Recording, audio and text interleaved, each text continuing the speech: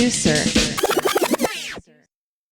I shit you not, without Neo, like, I was so young getting into the scene, and like, he was like one of the first few people to like ever like put me on, or like. And I feel bad because he told me I really disrespected him at Lunar Tide when I played there. And What happened? I actually kind of don't really remember, but so I guess after, I used to be in a duo with this guy Sean Tantrum, and we were assholes together. I never thought much of it at the time. I'm remembering stuff now, and I'm like, we probably came off really douchey with some of the stuff that we did.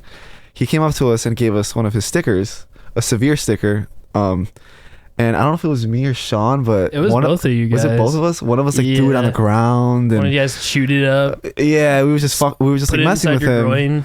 And at the time, I thought it was funny, and he told me like most recently he thought I didn't like him because of that. And now I just feel like an asshole because I didn't mean it that way. I know.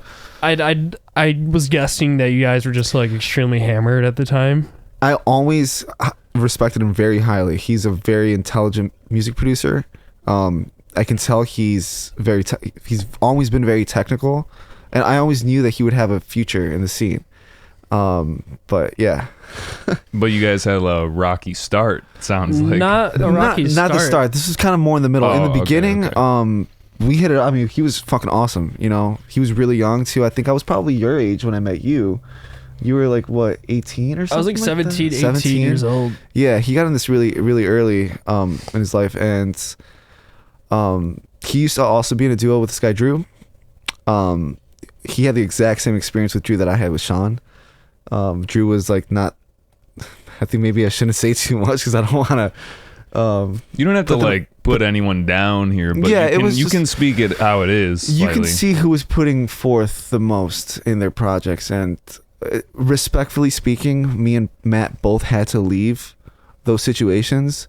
It was hard. It was, breakups are hard when you're with someone you love, but breakups with a friend that you've built a project with and have started to succeed, and you develop this relationship with them, breaking that off it felt worse than most of the breakups that I've ever been in, because I loved them like a brother, and I don't know how you felt with your situation. The point where I needed to move on is that I needed to grow artistically, and when I kind of took that weight off of my shoulders, like I was able to really just branch out and just do the things I wanted to do without having to kind of feel like I need to like hold back to wait on someone to do something.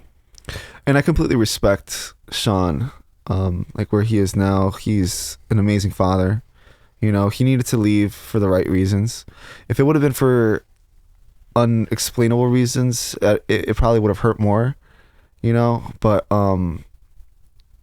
yeah, it's been, for me, it actually pushed me back into this weird depressed hiatus. He just excelled after that. Like the notoriety that he's gained since then is like commendable. And even though we hadn't talked frequently in the past like 5 years, I saw what he was doing with his project Severe, and it was like abnormal how amazing he got so quickly. Some guys take 10 years to get as good as he did, like in a few years, and that's kind of how we bonded again, was our technical minds started to kind of I don't know. There was a respect for lapse together. Yeah, because I mean, I've got friends. I've got a lot of people in the Chicagoland area that I would consider my close group of producer friends, and they're all amazing in their own respect, but it's hard for me to find someone I'm extremely comfortable with speaking and like talking about like my production techniques. You guys were getting real comfy in here before, and we were making a little song. I don't think it's gonna make a feature unless maybe I could bounce it, but you guys were just immediately making music together. As long as I can like throw my vocals on it, we can have it played right in the beginning. The funny thing is we actually haven't made a song together since since we first started to get to know each other, which did really well. Song's called Battery Acid.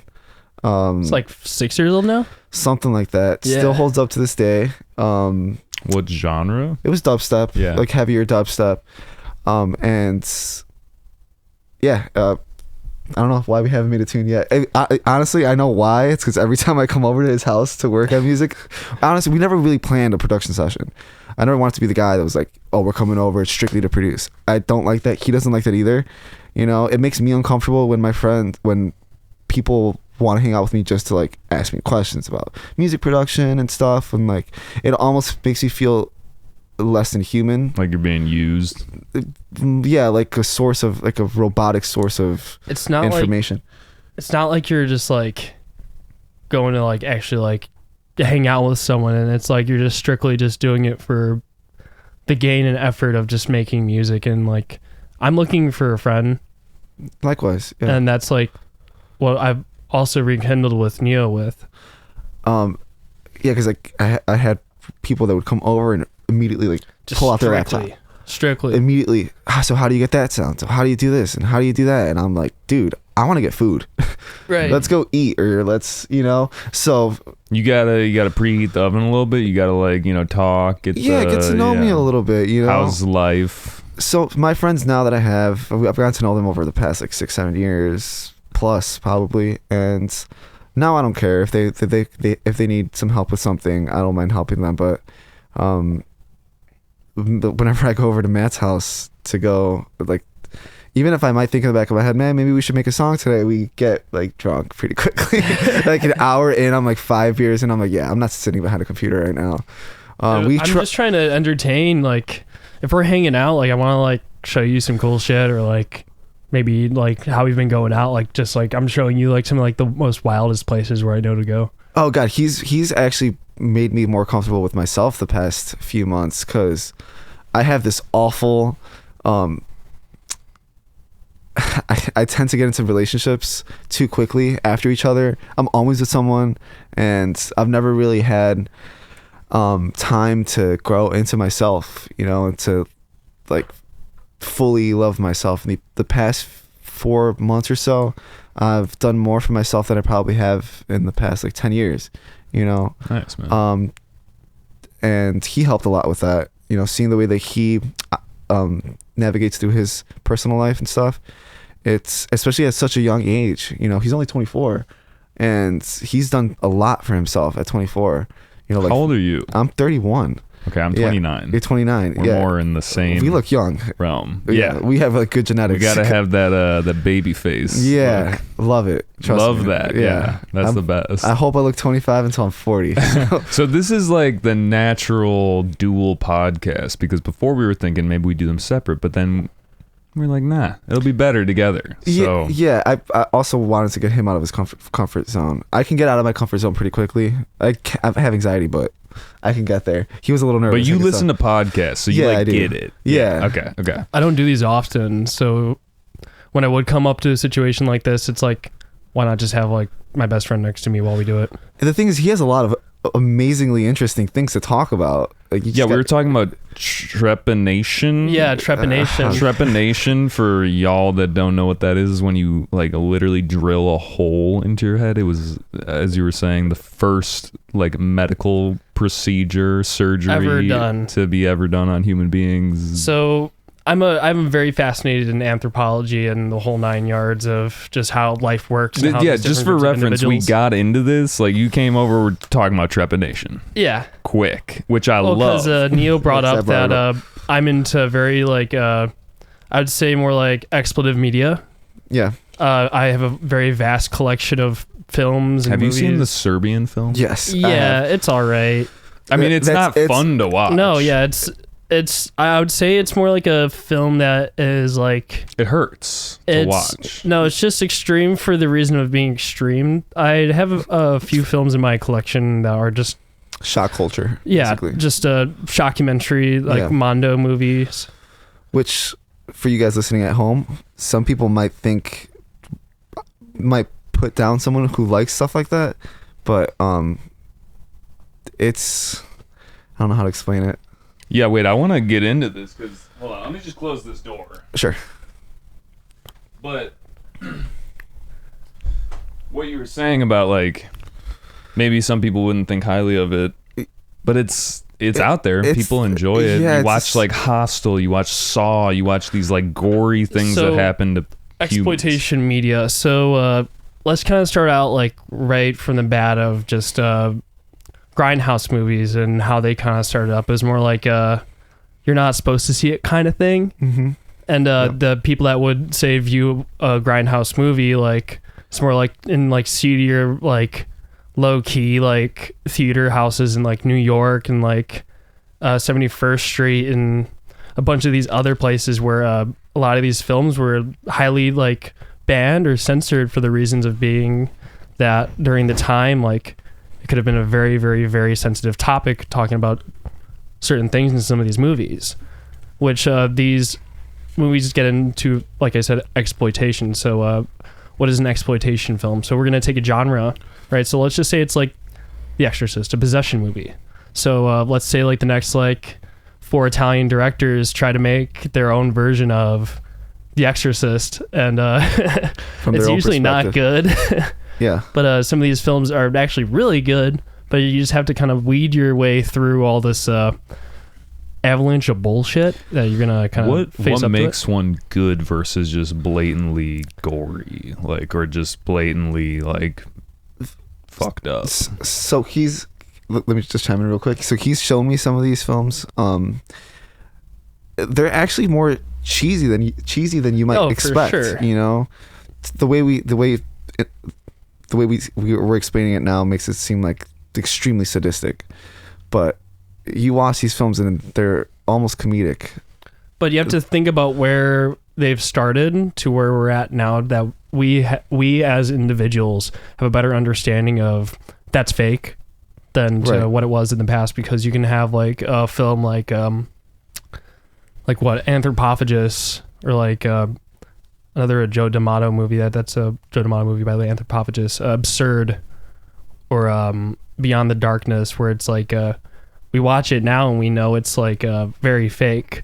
Or there's movies like by Ruggero Deodato. This is a very popular one called Cannibal Holocaust. It was actually the very first found footage movie that had been brought to light in a court circuit internationally because of the clauses that Ruggero Deodato had put in place for the actors to perform in the movie. So that being it is a found footage movie, they wanted to give off the fact that this happened.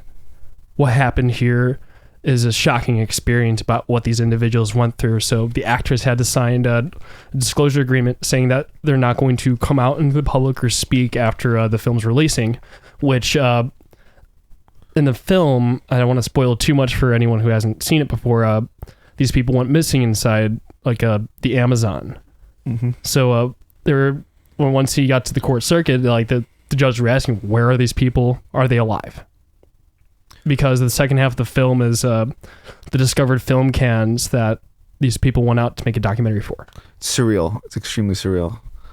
So it's almost evidence at a certain point. It feels like it is. Yeah.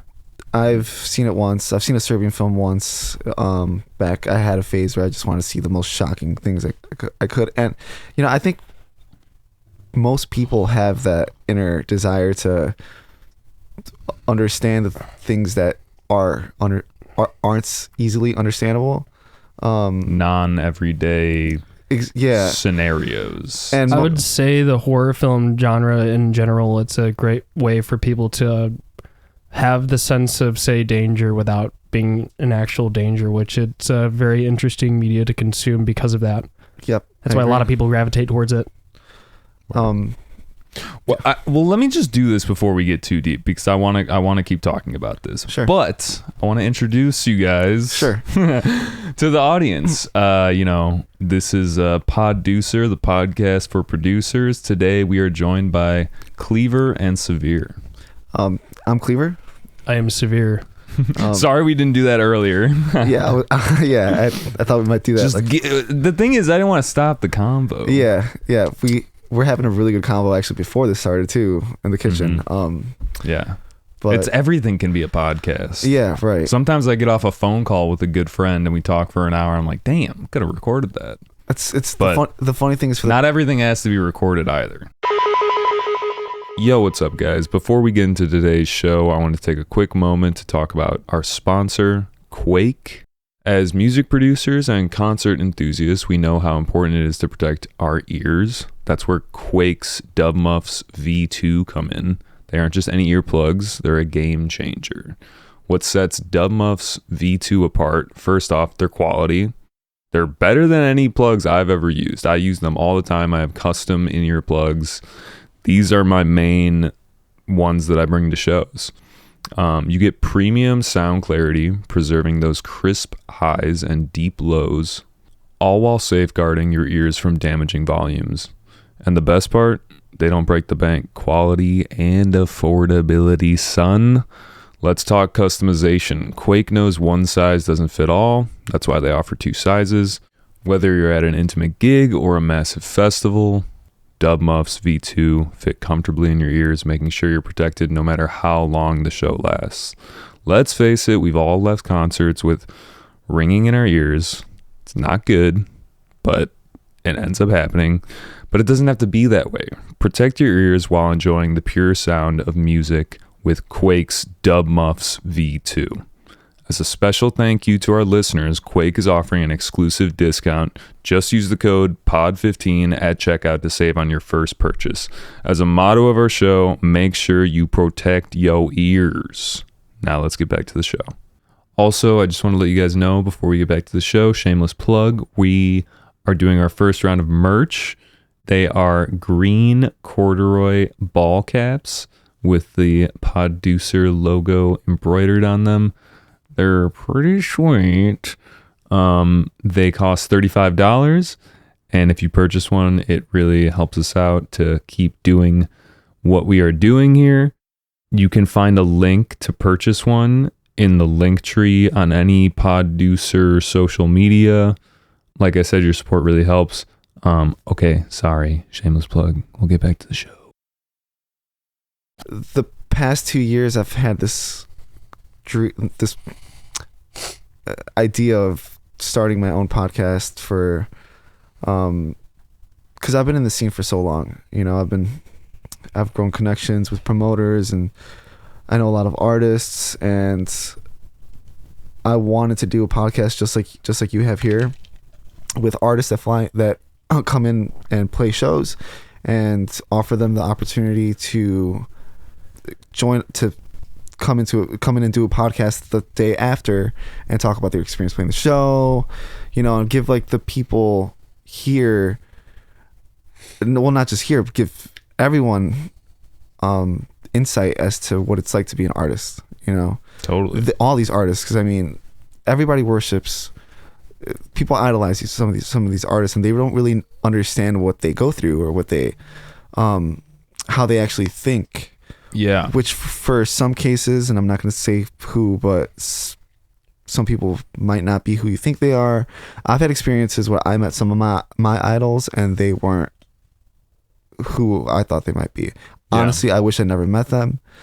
I might appreciate them more if I hadn't, you know? Well, they always say never meet your idols, but I totally agree with you in the sense that, you know, anyone can go listen to your music, and I urge you to go do that, but people don't get to really sit down and hear you talk about your life. And right. That's kind of what this whole thing is. Sometimes I get super technical. We talk about synthesizers and audio production techniques, and that's all fun and good. But I think at the end of the day, we're all humans, and Absolutely. we want to hear what the other person has to Absolutely. say. So that's the thing that you can't get from a YouTube tutorial. That's why this is fun. That's why we're just going to keep talking about horror movies for a bit. Hell yeah. It's the experience of gaining knowledge through each other, and that's truly the social experience, because from the dawn of time, like, all we got is conversation stories. And stories. Just experiences that we just kind of pass through. Like each other inside the room, we all have different experiences and different ways of how we perceive the world around us, and I think that's a very beautiful thing.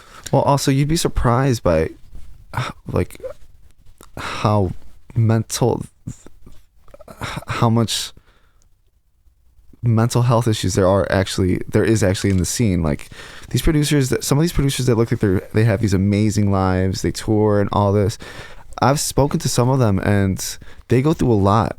You know, they some of them don't want to be on tour. Some of them have like deadlines and they have like an appearance to uphold, and it becomes a struggle because you can't always be this amazing person, you know? Yeah. And no, it's real. And I was talking to a buddy and I'm like telling him like, I don't want to be in the spotlight. I don't have that thing where, you know, like, oh, I want to be in front of that stage and I want to be in front of all those people. We're having a chill ass time and we're just happening to record it right now. Yeah. But in no way am I taking the stage and performing in front of 1,000 people. So I don't think everyone's built like that. And I could see how that would cause some cognitive dissonance in your life if that was just not really meant for you.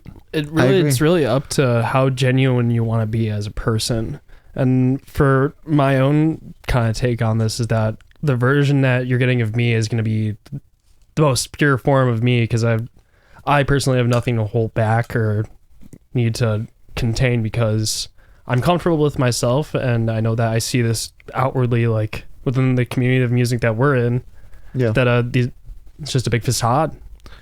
Sometimes it can be. Yeah. There's a veil between for sure. us and the real world. It's weird. Even just on a small following, none of us are like have exploded, you know, have like crazy social medias, but even just that little bit is enough for people to come approach you in real life in a different way than they would have. Well, you know what I mean? Have you had those? Oh, dude, I've had people idolize me, and as much as I appreciate it, I don't want to be held to this like standard or like this put up on this pedestal.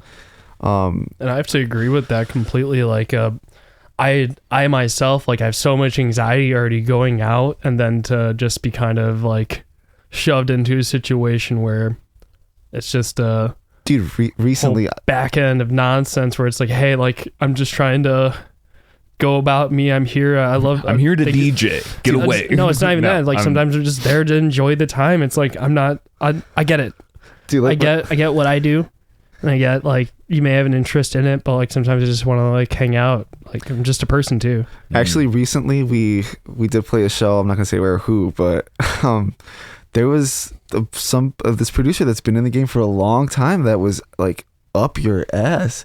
Like, it's crazy when you get idolized by other producers too. That's I like to break that veil too. Like you said, we can all do this.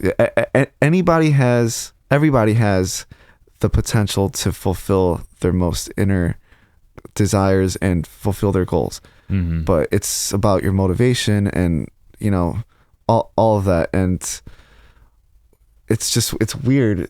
It's weird. No, I think about this a lot where people will come up to me and be like, dude, like, this is cool. And you know, someone came up to me and was like, I always wanted to talk to you. And I was like, bro, I bought some cameras. I have microphones. I mean, I don't want to downplay and, you know, sell myself short. Like, definitely work to get here, but it's just, it really saddens me when people are lost. That's what I'm trying to say, is that it's like when people just don't know a direction to go at all, and all you really have to do is just go any direction. Well, as long as you're moving. I mean, I'm not trying to get on my preachy shit either. Like, no, I get it. We talk about this a lot on the show with homies, not recorded. Like, this is a very prevalent theme that people just don't know what to do with themselves, or they're lost in their job or the sauce. I was gonna say, I do understand from like a fanatic perspective what it feels like. It's like a high when you can idolize someone and you feel yourself getting closer to them, whether you're like in a green room next to them, or you see them walking in the crowd, or, you know, you work your day job, you work your 40 to 50 hours a week.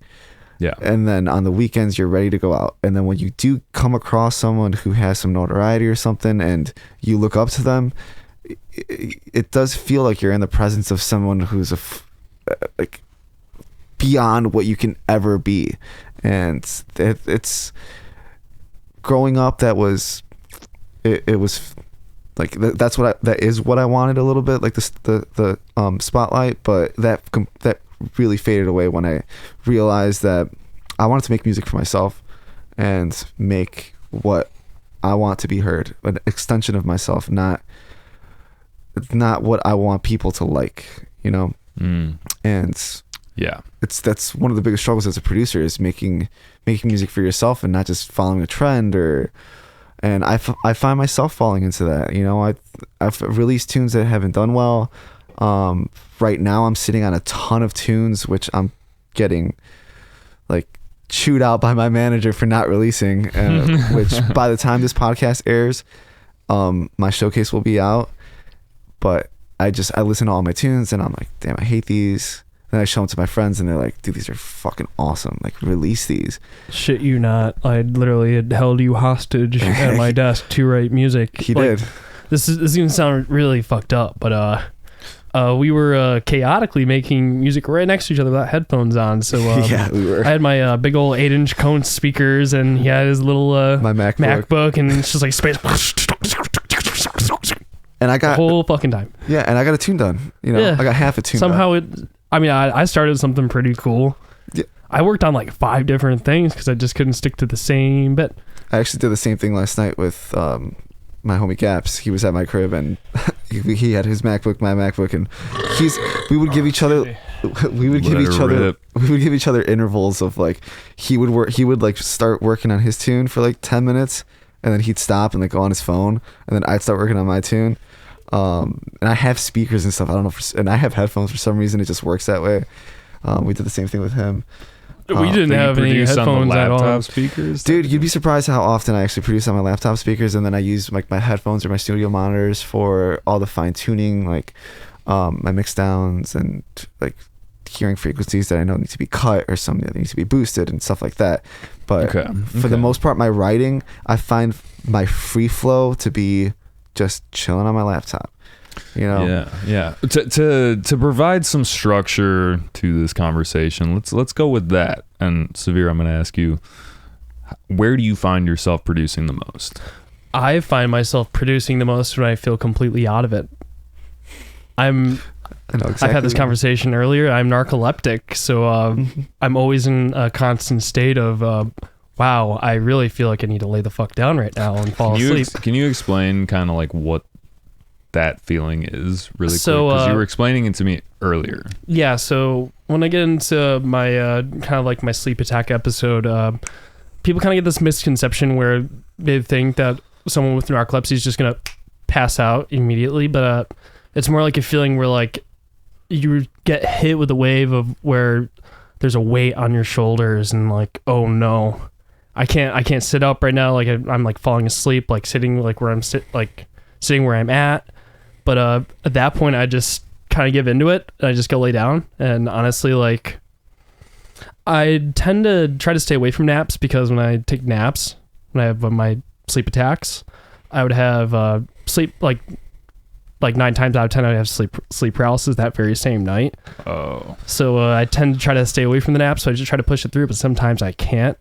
I usually have those hypnagogic episodes, sleep paralysis, like at least like 4 or 5 times during the week. Hypnagogic is a dope ass word. Yeah, so hypnagogic episodes is sleep paralysis. So it's a hypnagogic hallucination. It's his EP title. That'd be pretty fucked up. Yeah, but I don't want to think about like my do you think wicked shit I see when I sleep. But I have a feeling this conversation is going to be a lot of different ways, a lot of tangents. But I'm gonna be the guide. I'm gonna keep this on track, guys. I promise. But I mean, do you feel like that might lend itself, the sleep paralysis, to this exploitative like movies, like stuff like that? Like no. where it's no. Okay. It's uncomfortable. Yes, I mean like I don't wish anyone to really have as many episodes as I do. I've had 1. I've had 3. You lucky bastard. My episode, and now this is the portion where we talk about sleep paralysis. I'm going to try to put borders on every part of this conversation. Hell yeah. Mine was, I just moved into a new place, so I feel like this might be part of it, that I was subconsciously thinking that this is a new place. I'm not familiar with it. I'm a little bit like getting used to it. And I went to bed, and this being entered my room like a demon. Like, that's how I perceived it. And I like pulled the covers over my head like a child. Like, I was just like, oh, this is gonna protect me. You're in a state of panic. Yeah. And I thought that would help. And it started talking to me in a tongue, but somehow I could understand it. And it was saying like, I'm going to perform experiments on you. Oh, shit. And then I was like freaked out, and I literally like pulled the covers off of me, and there was no longer anything there. I was just in my room alone in my bed. But it was very confusing because it was like, was I sleeping or did that happen? Did you actually pull the covers over your head? Yeah, like everything that happened to me felt like it was that's called legitimately the waking happening. nightmare moment of being in that state where your mind was so totally active with REM that like once you get out of it, you're like, oh, you're hit with dread. That's the feeling of dread, and like you're still kind of like getting out of it because when you enter rapid eye movement, like that's your brain trying to compensate for everything that you've been throughout the day. So like your mind's just trying to organizing shit. Yeah. So it could be especially when you get into the situation where you fall into sleep paralysis, where like you usually have all like your motor functions, like the ability to walk, talk, act like a person, are just totally like zooped out really quickly. Your body tries to compensate for that by trying to, generate some things around you. So a big thing for me, I would say I've gotten into like rituals when I would fall asleep. So there's like a few preventative things for me, because once I had the onset of narcolepsy, I noticed a few things that caused it happen to more if I had certain things like before I went to sleep. Triggers almost. So when I was younger, when I first had the onset of narcolepsy, a big thing was having my door open.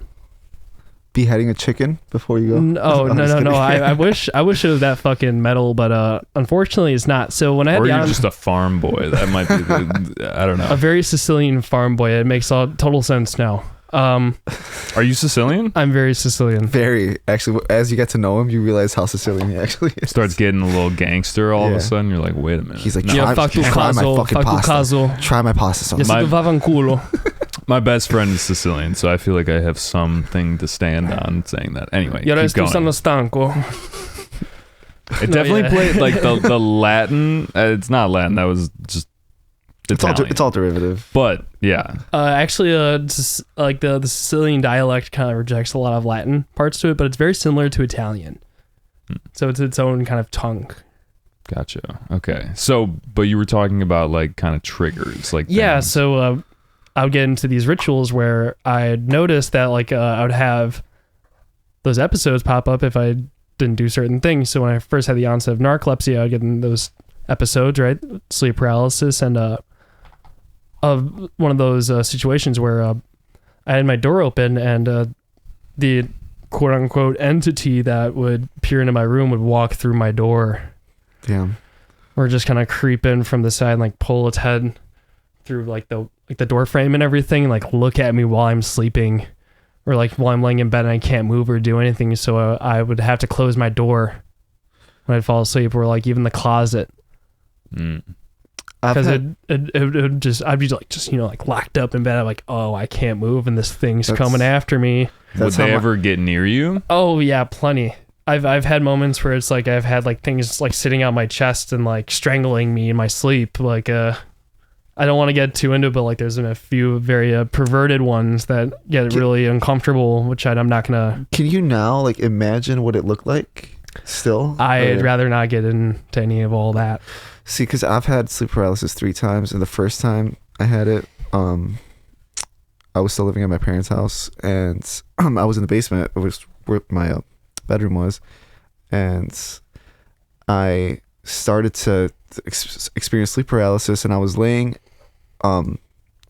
towards like the wall, and that's all I could see, and I woke up out of my sleep, and I thought I was actually physically moving, and I felt something like behind me, and I saw this shadow across the like creep up across the wall, and I could feel this thing breathing down my neck, and I started screaming for my brother. His bedroom was right above mine, so I'm screaming for him. I'm screaming his name as loud as I can, and then I realize I'm not saying anything at all, and I actually haven't been moving this whole time.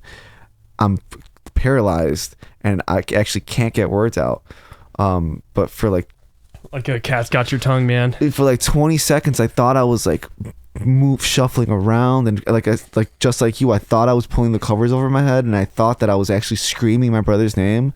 But as I was coming to and started feeling like my body tingling, I actually realized I was completely paralyzed. And for like, I don't know, maybe 30 seconds, I'm completely paralyzed, feeling this thing breathe behind my neck. It's kind of giving me chills right now thinking about it. And slowly, like Kill Bill, like when she's like wiggle your big toe, that's kind of, move it? That's exactly how I felt. Like I was like, move your fucking finger, move your finger. I stopped internally screaming my brother's name, and I slowly started saying, just move your finger, just move your finger. And then I would like start getting sensations in my finger, and as soon as I got restoration of feeling in my entire body, I shot up and then actually screamed my brother's name, and I was really embarrassed. There's one wild bit about some of these episodes is that sometimes you get these feelings of levitation. It's like your body's just like lifting up and like spinning around, but it's gonna sound really fucked up. Have you experienced that? Oh yeah, plenty. But here's the one fucking bit I wish I'd be able to do. So when I would get into this episode where it's like you're like feel like you're lifted up right out of bed, spinning around, there's this fucking noise. It goes. That's I can't even describe it any further, but like if I was able to fucking sample that noise that I'm hearing in my fucking ears, that'd be the coolest fucking sound. Oh, like you could recreate it. Oh, dude, you can't. It's so like specific. That like a pre-alien abduction dude, sound it's I don't know. At this point in time, like I'm so comfortable with like understanding that when I fall into these states, that I know what's going on, and like I'm able to not really have those more dreaded or terrifying experiences of sleep paralysis anymore, just because I've had so much experience comparatively to like you guys, where it's like I have this like happening like 5-6 times a week. It's crazy. So Really? like I'm just at this point, like I've just kind of like gotten away from like being like, oh, I am scared shitless, to knowing that now I know what the fuck's going on, because I've been educated from my neurologist. I see a specialist like every couple of months, and like, you know, getting more in tune with what I have going on in my body. Like your body's a temple, like, and if you don't understand like how like the structure of your temple's built, you're not gonna really understand what the fuck's going on inside like your daily life, you know? Yeah, like you don't know if your temple has like a bay window. Yeah. Like, you gotta know it's got a kitchen, or it's got the workout area. Or it's completely empty and you just have a mattress in the middle of it. Yeah. Like you have to understand what's inside the temple and what's built it up, you know, like all like the structural interior of it, and to understand the structures of what's going on with how you operate as a person is going to be the biggest thing ever. And with more education that I've had for my, you know, like my diagnosis and living every day with something that I'm going to have forever, you got to become comfortable with it.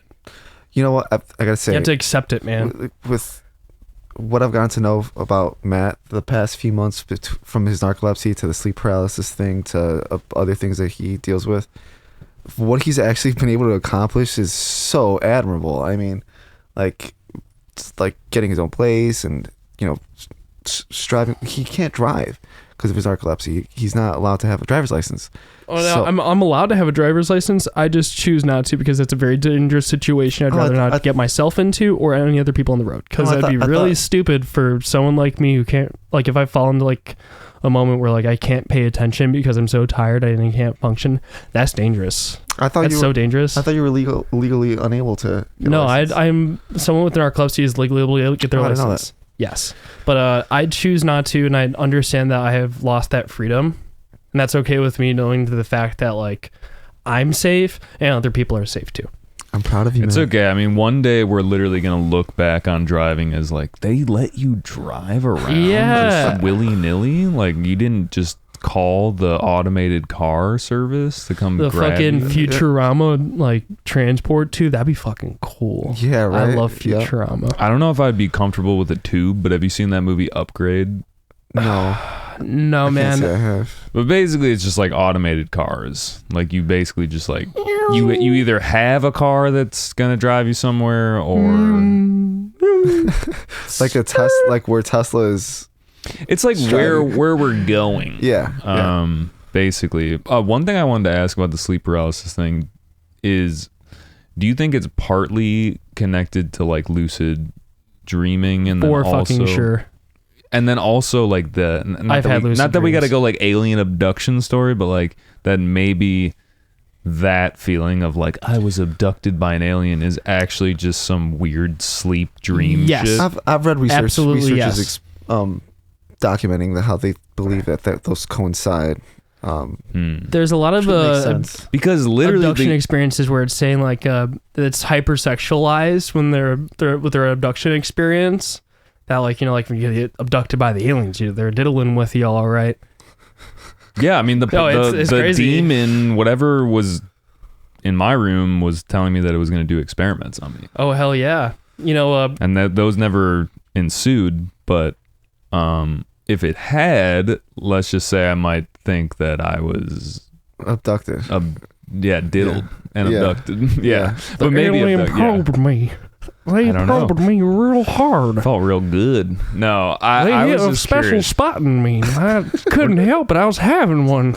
The alien was getting stuff from me. There's Matt. Yup. All right, well Welcome to hell. let's go to a fun icebreaker that's long overdue because we're already deep in. But I think I asked you, Neo. Well, I don't know what to. You call me Neo. It's fine. Anyway, we met at Undercoast, did a little interview. I'm pretty sure I already asked you this question, so this is for Severe. First concert experience that you went to. Wait, Did I? EDM concert? Because you asked me EDM Electronic concert. dance music Oh, or like actual yeah. concert? Just concert. Oh, shit. Man, I can't even Okay. remember my first concert. So my mom brought me to the Red Hot Chili Peppers. This is like the first earliest like memory I could like think of right now. Hell yeah. It was pretty fucking cool. They played basically the whole Sex Magic album live. It was Did they- fucking awesome, Did man. they get naked? Not No. quite. Then the Butthole Surfers too. That was some cool Classic. shit. Nice. And where was that? That was over at just some seedy spot in Chicago. Like my mom was like, hey, "You're coming with me, boy." He said some seedy spots like the United Center. No. They were not playing the United Center. I'll tell you that right now. The Red Hot Chili Peppers? No, not the. I was talking about the Butthole Surfers. Oh, now. sorry. Yeah. Okay. But no, like I couldn't remember where my mom took me to see the Red Hot Chili Peppers, but it was pretty fucking cool. That's pretty dope. As a first concert, that's Yeah. actually that's a quality one. What My about- mom dragged me out to a bunch of concerts when I was younger. Is your mom a big music person? My mom actually was a big reason why I got into music in the first place. She actually gifted me my first ever album, which was Pretty Hate Machine by 9 Inch Nails. I have the vinyl still because my mom was highly involved with the underground industrial EBM music scene and EBM? electronic body music. What does that entail? You know, like Like dancing beats like music? that, like dance music, body music. Body in meaning like that you're moving your body. Yeah, you're getting down the disco tech. So what was your first EDM show? Like, I couldn't tell you. you don't remember your first one I ever? don't. I don't. What about, okay, what was the first show that, like, what made you like dubstep? Like, what? My sister showed me the song "Lost in Space" Part 2 by The Whittler. Oh, nice. I was like, Okay. "This is cool. I really want to make dubstep." Because that was like the coolest dubstep I heard at the time. Music Gotcha. Excision. Standard. Cliche. So getting back to my mom and everything, like what I said, like she was a big inspiration for me, but like why I got into music is that I always wanted to start a band when I was younger. And of course, like at the time, like in the situation I was in, like no one was interested in starting a And we're band gonna. young as hell. Oh yeah, no, that Yeah. I've been egging it on, but getting back to this. So I asked my mom, do I need a band to make music? And like, no. We were listening to like quite literally that album, and I was asking her like, what do I have to do? They're using computers, Matthew. I'm like, no fucking way. This is fucking nuts. He's like, time to compute. Yeah, so I started doing more research after that, and I got into Reason 5. That was the first ever DAW I used. I'm jealous. So it looked like MS Paint at the time, like all the tools and functions looked like MS Paint. It was god awful. I remember.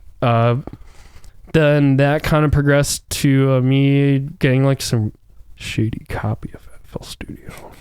It's okay. You can out yourself. I will, but I don't use FL anymore. Then I got Ableton in like 2018. And he bought it. I bought it. I actually bought Ableton, yes. Okay, so you use Ableton. I also use Ableton. Yeah, I started on FL for like 2 years, made some horrendous music. It's still on YouTube.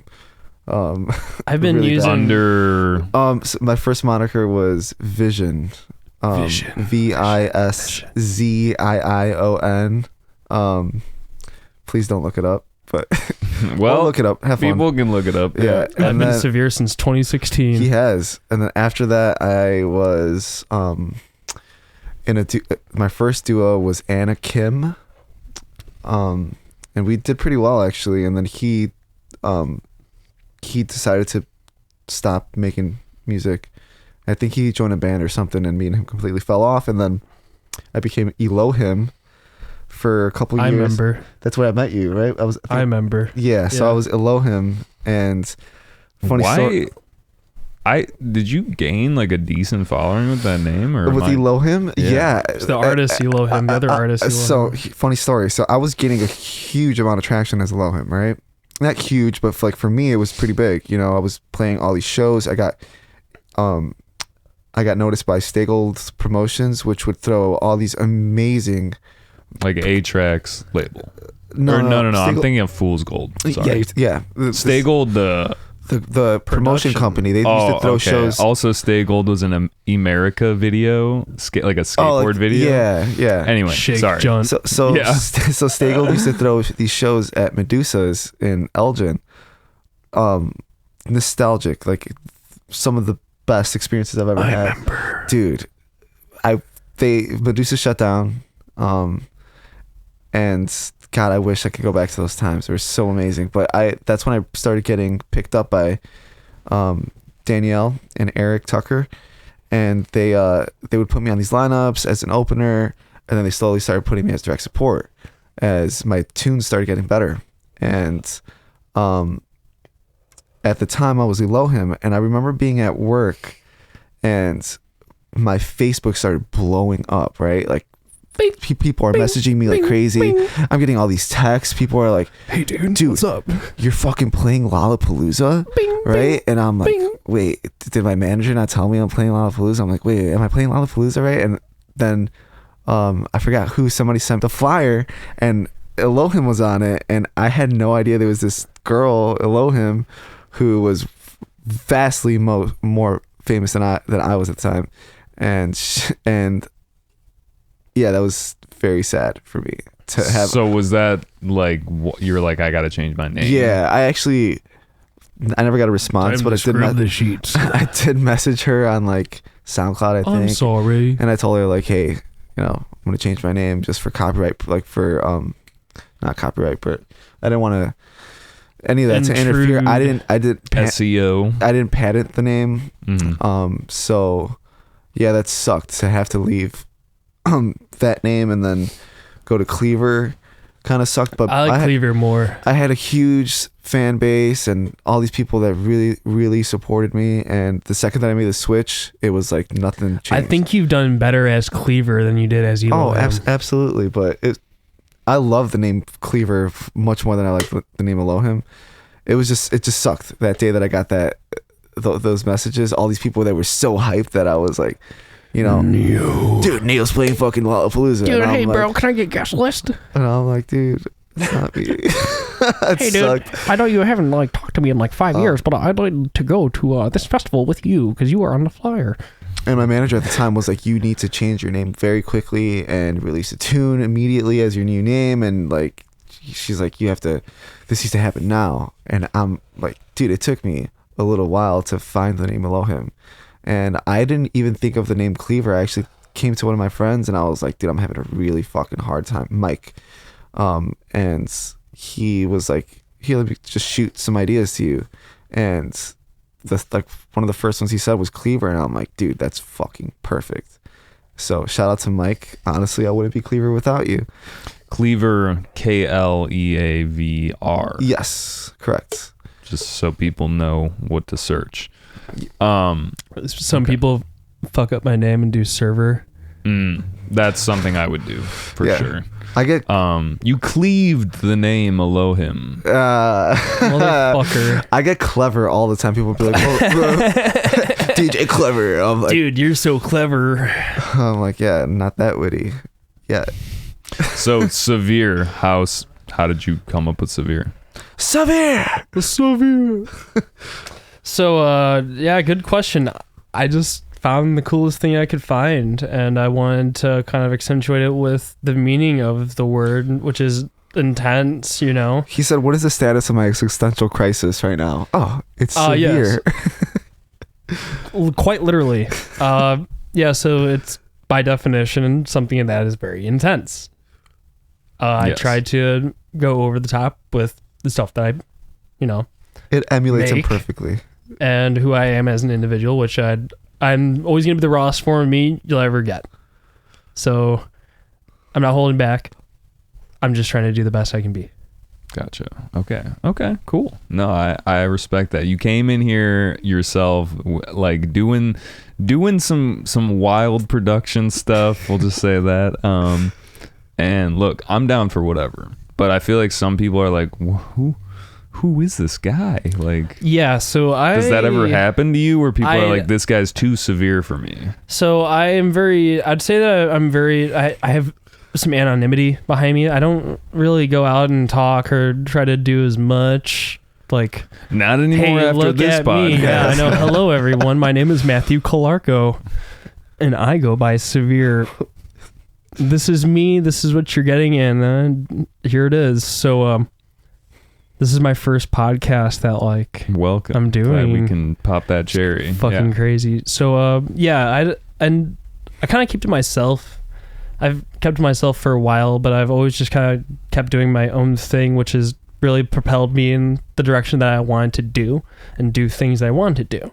So just specifically down to like the artwork that I post and like the music that I make, just kind of coerce with my interests and what I like, which I want to make like a very like authentic feeling of dubstep that I have to offer, which I've never really wanted to follow or garner any sort of current trend of how artists are making tracks. I've always made tracks to my own liking and in a sense of where it started. Let me just say this. Matt is your favorite rhythm producer's favorite rhythm producer. He really fucking is. You would be surprised how many artists are like, this fucking kid. Yeah. Fucking crazy. What how did you get into like we talked about like where you heard dubstep for the first time, but like you start making music. This is a question for both of you, but we'll go with Severe first. When did it start getting serious? Like, when did it start getting serious? What was like since I started? Okay. I never wanted to not do something seriously, especially if it's something that I'm passionate about. If I'm not passionate about it, I'm not taking it seriously. I'm very passionate about what I do. Gotcha. Likewise. So at first it was just playing around for me at first, and then to be quite honest, going out to shows and being accepted by some of the people that were throwing the shows and some of the people that had been attending shows for so long, and I'd show them even just like my shitty like projects that I was working on and stuff, and they told me like, hey, this has real potential, I started to take it more seriously. What honestly really made me say, you know what, I'm gonna put every inch of my soul into this, was I had some people doubt me. I don't want to say who, but fuck those people. I had some people that would not make fun of me, but they can choke on some dish soap. They would beat down on me for being on my computer all the time. Like, I wasn't doing enough socially. I wasn't doing enough like with them, or it's because I was just it became an addiction. I would come home from work, straight to the computer, wake up, straight to the computer. Like, and those people didn't understand what you were doing. And honestly, like I said, I will reiterate again, they should go choke on some dish soap. Dude, the funny thing is that I'm speaking of one specific person that really got to me. But after that, like a bully.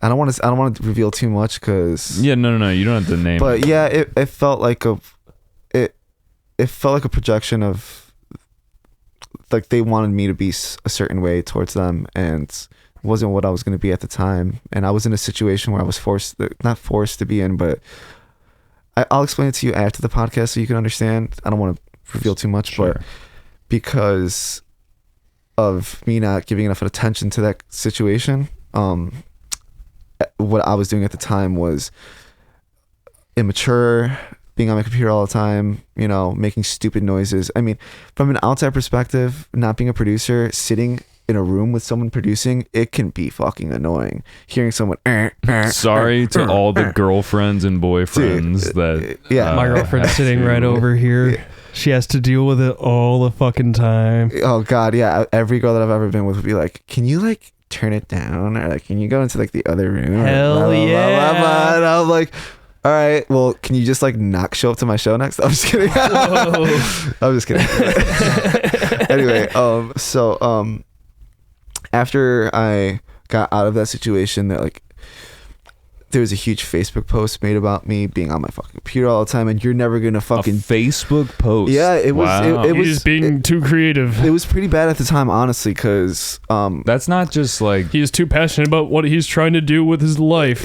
Yeah. And it's fucking awful. But wow. I not to be completely one-sided, I do understand what it probably felt like to see me be so addicted to something at such an amateur level, where it's like hearing someone play the guitar, like terribly play the guitar their first couple years, but there's still every day grinding, playing guitar, like figuring out how to play like this riff or whatever, that's what I was doing, trying to figure out how to make this sound or trying to figure out how to do this and that. And still being such an amateur, you can see, I can understand from that person's perspective, seeing you have to walk before you run, man. Exactly. And if no one's not able to like realize that, then those people shouldn't be involved with you or anything that you're trying to achieve. We were also like just coming out of our teenage phase, so we were still very immature. So, but there was a Facebook post made about me being on my fucking computer all the time and how I'm never gonna go anywhere with this stupid dubstep music and blah blah blah blah blah. Right? So that really made me say, you know what? I'm getting out of the situation, and I'm gonna put my all into this. And it took a little while, but sure enough, 4 or 5 years later, now I'm like doing small tours. My tours are getting bigger now. You guys are playing together. Yeah. And now we're playing together, and I've like got to tour outside of the US. I toured in Australia. Then after my tour in Australia, I got booked on some bigger lineups, and I remember getting booked at Radiance in Milwaukee. I headlined the side stage for Dub Hub, and I was on the same Excision headlined the main room. And when the flyer came out, this specific person that I'm talking about messaged me and said, "Hey, I just want to let you know I'm really proud of everything you've accomplished. I always thought you could do it, right?" And it was like a really weird, bittersweet moment. And as much as I wanted to hold back from saying it, I couldn't. I said, I never forgot what you posted about me, and I never forgot what you thought about me when I first started doing this. You didn't take me seriously. And of course they never remembered what Facebook post they said. And yeah, that's when I got really serious, was when I was pushed to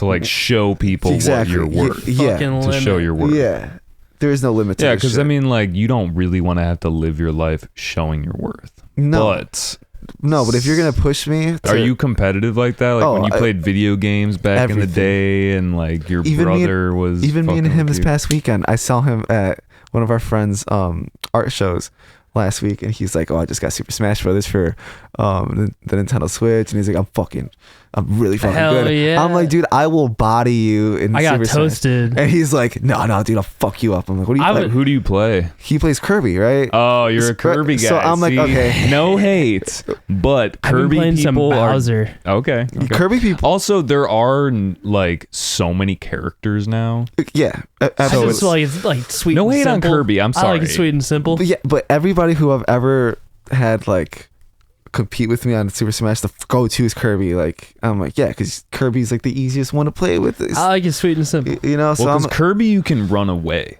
you and can run fly away and you can around. fly around. You have and more then- chances to stay on the actual stage Yeah, with Kirby. because you get hit as hard as you can You could before just- you're dying, and you you're just like, float floop, back. floop. Yup. Yeah, you get back. So as like as Because I just play against like the spirit board bots, and like let me tell you, man, Kirby comes in handy for that. so I play as Pikachu, which is like a cliche enemy for Kirby. And yeah, I bodied Matt.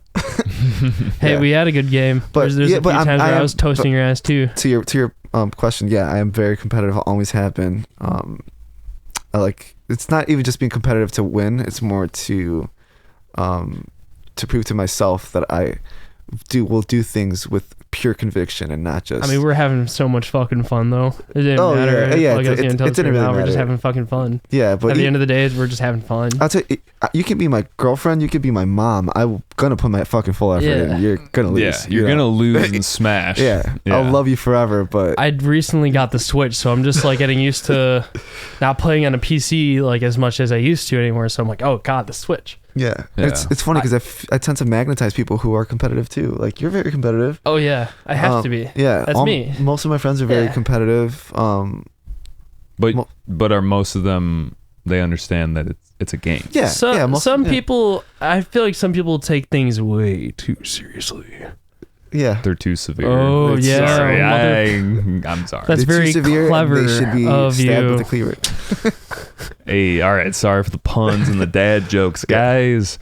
This is actually a question for you, Cleaver, because you told me, you saw my shitty Squire guitar, which I love dearly. It's Um, actually Oh, plays fucking really truth nice. comes out now. it's good. Yeah, no, but bang for your buck. But you told me that you've been playing guitar for 15 years, so you had a guitar background Yeah. before you got into music. I just wanted to ask you real quick, how do you think that has affected, your production style, getting into music, like understanding theory? Just So I've treated both production and guitar the same way. I was never taught.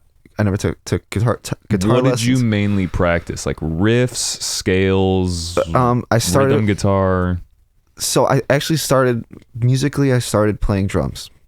I fell in love with Lars Ulrich from Metallica. It was the first time I ever heard like double bass pedals, like, and I fell in love with it. And like the song One, and I fell in love with that sound. And I think I was like 11 years old. I begged my parents to buy me a drum set, which actually burned down in a fire. So after that, Man. Oh no! So after that, Damn. I picked up we also had a bass guitar lying around our house and a guitar, and then I picked up the bass, and then I was like, you know what, bass is cool, but I want to get like into this shit. So I picked up the guitar. You didn't want to feel like Les Claypool. Dude, Les Claypool's fucking I crazy. love Les Claypool. I can't play bass like that, but I can play guitar pretty well. But That's gonna be the rest of the episode. Just an impression of a bass. so I started playing guitar, and just started off with riffs. I also liked James Hetfield and Kirk Hammett from Metallica. I actually learned most Metallica albums all the way through. That's what got me to play not just the riffs well, but also play it like on beat, and it made me learn cadence and all of that. And then I slowly started to learn like more technical stuff like djent and heavy death metal and stuff like that. So when I started to produce, I had the same outlook. I'm just going to teach myself, use my ears more than my eyes, and like listen to styles and try to emulate them as much as I can, and then try to That's the best way to learn. Exactly. Yeah.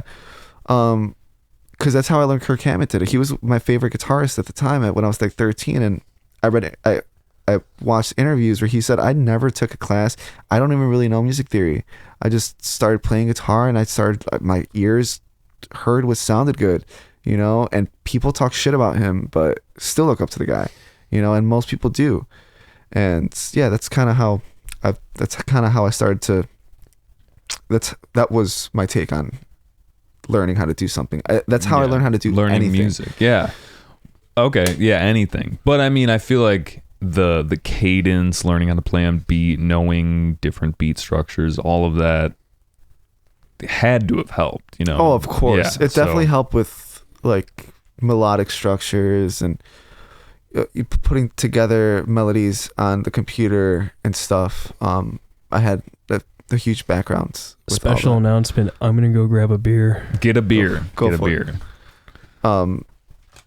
Which as much as it was helpful, it was also a drawback because I couldn't do the same thing I could on a computer that I could on a guitar. I learned how to like play that makes arpeggios. sense. Like you're like, oh, I'm good on this, but why is this so hard? I would this see other the thing? piano roll and I'd try to like do an arpeggio and they'd sound cheesy or they wouldn't sound like original or unique. It just felt very generic, you know? And then I'd go play guitar and I'm like, damn, I'm actually pretty good at this.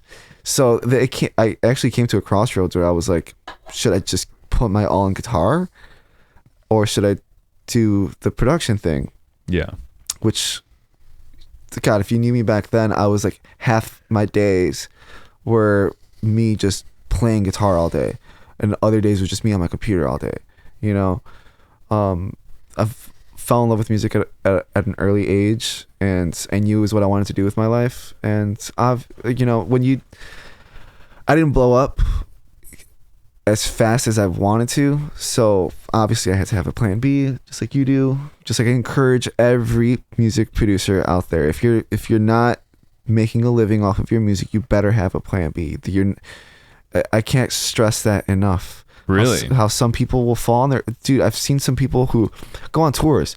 You know, they have some really serious tours and some really serious notoriety, and then it all fades away. You know, this new generation of music comes around. This new wave of producers comes out. Then they're seemingly better than you, and they get booked more than you, and then your money goes away. You know? Then now you don't have a means of living anymore, and you never had a plan B. And it sucks because I've actually known some people personally that fall on their ass. Like they have to go back to like living with their parents, or they have to, you know, move out of their amazing apartment or house and go like they have to downsize or downgrade or shit, man. I have a full-time job. Like I work 45 to 50 hour weeks. Me too. The whole fucking week.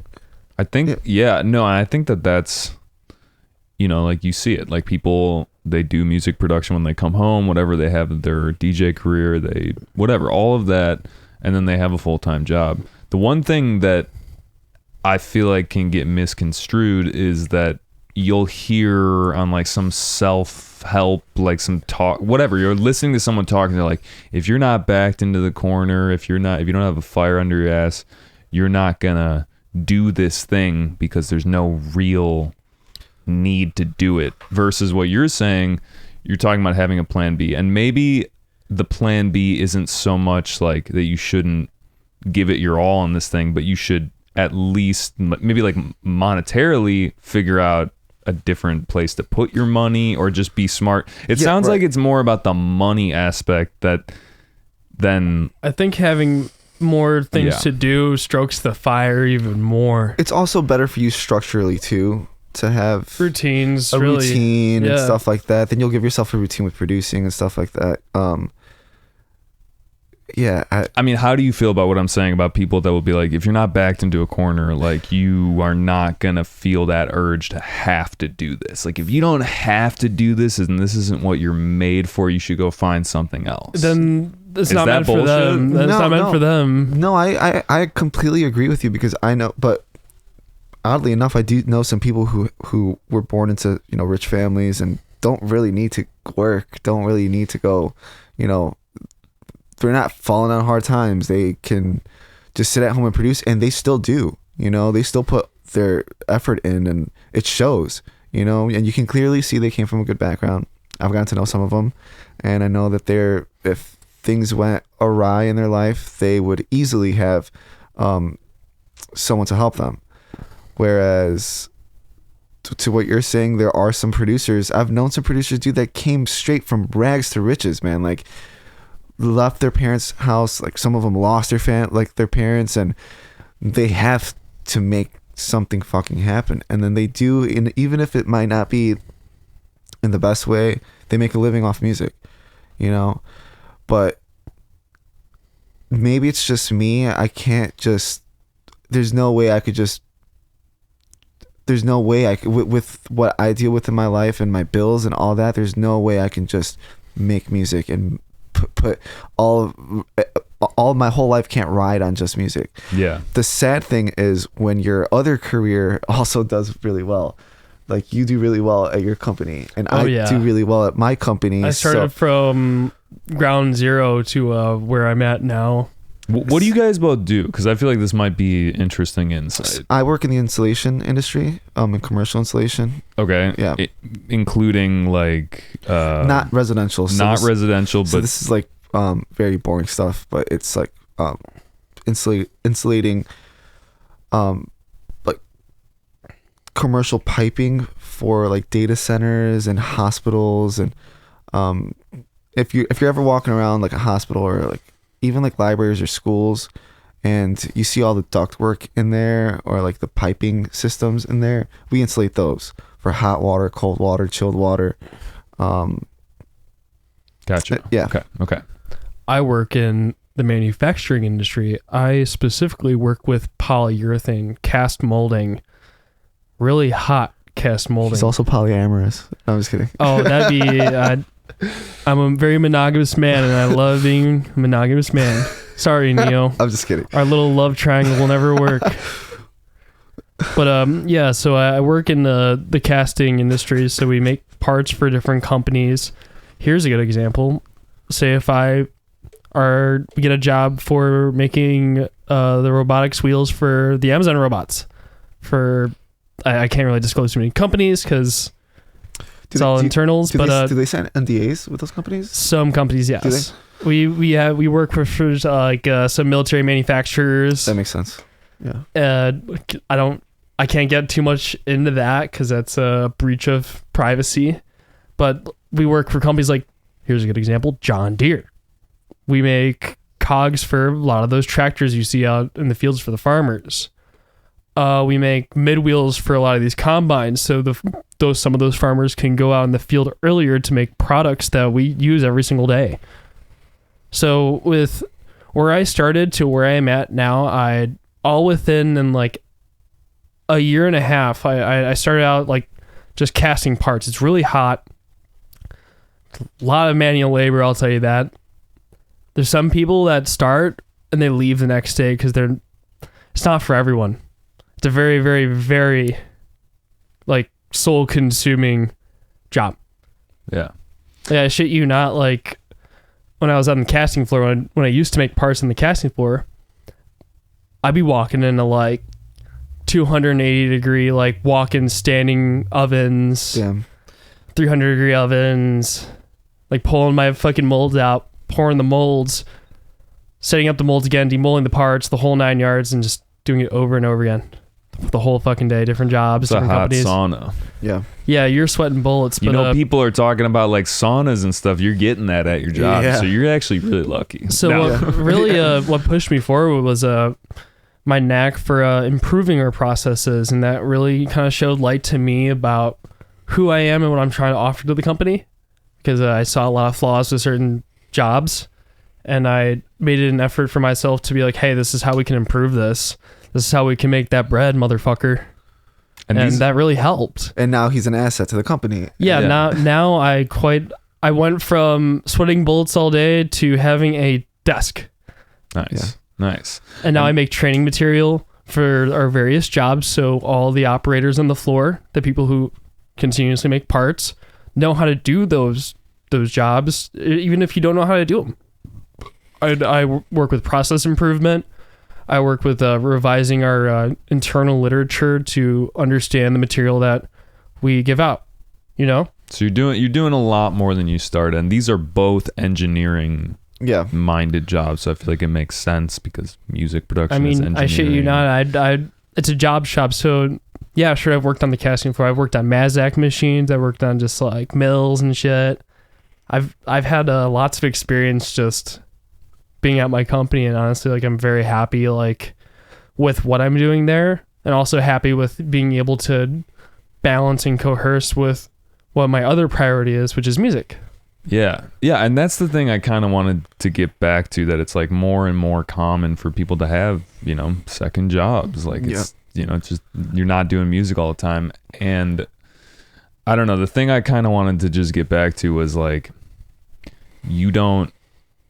it doesn't have to just be full-time music, I guess. Like, and if it is, that's fucking awesome. Like, I wish I'd have the opportunity to just fully be like financially stable off of what I do. I mean, and what I will say, I will be there one day.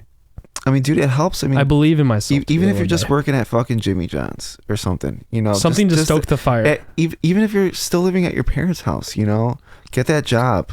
You put that money towards artwork for your project. Put that money towards promotion for your project. You need something, you know. Some people get it easy, and they immediately gain connections, and they can get the free promo easily and stuff like that. But if you're just starting and you want to up your persona, you want to up the way your aesthetic, you need some money. Yeah, no, dude, you gotta work, bro. Like, you gotta put in the work. This might be a little extreme too. I truly believe in like the whole Ubermensch idea, like being like the best you can be. What was the term? Ubermensch. Is that like the Superman? German? Yeah. Okay. So it's a very controversial like psychologist and philosopher, which if you want to search into it, search up Ubermensch. It's like the idea where like you're trying to be the best you can be and try to do and like expel yourself to higher possibilities of achieving things. That's the general philosophy of it. Okay. Gotcha. I just feel like it's kind of dangerous because I was a young, fertile mind one day listening to all these older people talk about stuff and hearing you gotta have that fire under your ass. But like, it's different strokes for different folks. Like each person, maybe you are that type of person that has to be backed into a corner. Maybe you like to have a little bit more structure and comfort in your life, so then at that point you can feel like you can go do the things and, you know, be your best self. But it's just, I don't like when people say that if you're not, you know, made in a ring of fire, then you're not gonna be as it's not cool. It's not the reality of it at all. The reality is there's not one true proven method. Everyone, people come into their own the way that they do. You know, I know some people that use like envy as a driving tool for their music. Like they see how other people are getting this and that and this and that. It actually drives them. And that works for some people. It does work for some people. I'm not even just being like trying to be funny or anything. Like seriously, some people need to feel envious of others. To drive. That's the drive of competition. That's the industry that we live in. And I'm not gonna lie, I've fallen into that paradigm like a couple times, and that's when I really take a step back and I'm like, dude, am I making this music for me, or am I just trying to compete here? Am I, you know? I've never had this point where I wanted to compare myself to anyone else's work because I've always wanted to make things for me. Yeah, and it shows. It really does. If you listen to his entire discography, like it fucking shows. Every tune of his is like purely Matt. I could hear it in his sound design and his mix down. He doesn't even like to push his like mastering too loud. Like you want dynamic sound. You want sometimes just depends on the song. It's awesome. I love it. I tell him this all. Sometimes I have louder songs than the other. Yeah, it's okay. Let's get into some like contemporaries. Like who are some people right now, like your crew, like not talking like family crew, friend crew, but like people in the music scene who you look up to and are friends with and just respect what they're doing. I'll let you start. want me to start? You. Oh, well, yeah. First of all, It's you. Matt, and That's you for me. That's how I feel about. I am Matt. for you as you are for me. Are we gonna have sex now? No, I'm just kidding. That's actually why I brought you guys. We can do it here. on camera This right is now. A porno. Sorry. This is perfect. Yeah. The cameras This are is already the rolling. casting I didn't know couch. that we had so much like lore going into this to make the crescendo just be lots of sweaty The following anal scene. sex. The following scene is called the bro job. Oh my god. This is the sound of a million clapping asses. But over the past like 10 years, I've had like different like crews that some I thought I'd be with forever, like my ex dual partner Sean, and like I had like other producers that aren't producers anymore, like Order of Chaos. Me and them were really tight at one point. Now, the team that I've built, not built, but the team that I have, and like the crew that I have, like me, Matt now, it's weird because he talks about how much I inspired him and how much he looked up to me. I fucking look up to him. Like, his music production is amazing, but also my other homies. I have a showcase I just released. I was gonna mention that in our last Go listen to my conversation. showcase. This is a psyops now. Yeah, go listen to fucking my Matt's showcase. Go listen to All my right, showcase. it's on SoundCloud. Severe. Listen to his fucking showcase. It's fire. This is a psyops. This is a psyops. So, but then there's also like Stay awake. Listen to my showcase right now. What Gaps. are you doing? Don't go to sleep. Go listen to my showcase right now. Gaps is one of my big homies. Plugged. Gaps is dope. Go check out Gaps. Brew. My homie Julian. Zin is fire.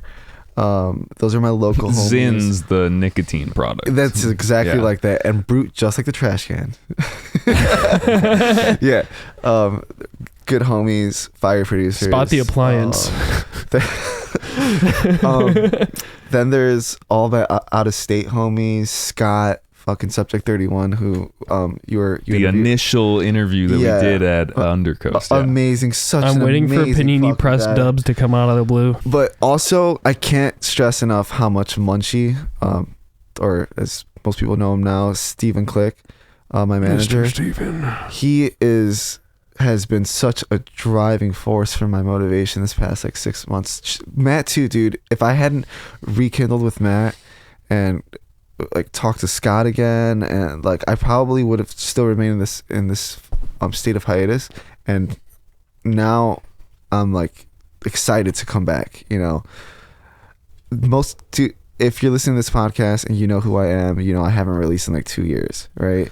It's coming very soon. But dude, I have like 30-40 tracks or something like that sitting. Knock your socks off. And dude, Matt released a showcase, and that's like what, like 20% of the music you actually have, probably. Not even. Yeah, dude, That's like he's got like 10%. 100 tunes or something. No, like that. no, I have more music than that, man. Dude, it's fucking insane. That's silly. That's a silly thing to think. I think I've maybe shown you like a quarter, like not even a quarter of all my music. Yeah, so I can't like my current the people that are currently in my life musically. It's what's been built for the past like 10 years for me, and I love where it's at right now. Nice. Between my manager, who's amazing, who you know very well too, and Shout out Prism yeah, Talent Agency. and By the way, my discography is at least 380 songs. is it that much really? It is, yeah. Holy shit! Damn. Yeah, hit them up and buy them. No, absolutely just not. kidding. Do not message me. I will not sell you the music. But actually, Matt has announced that he's doing production sessions. I am That doing you- production that sessions. you can hit him up for. Quick plug. Yeah, quick plug for Matt. So yes, I will teach you sound design, generalized music theory, song structuring, Where do people find? How do people hit you any up? social media platform Go you look up could Severe. tunes. Severe tunes. All one word. yeah. All right. I do a flat rate because I believe that hourly production sessions are kind of whack.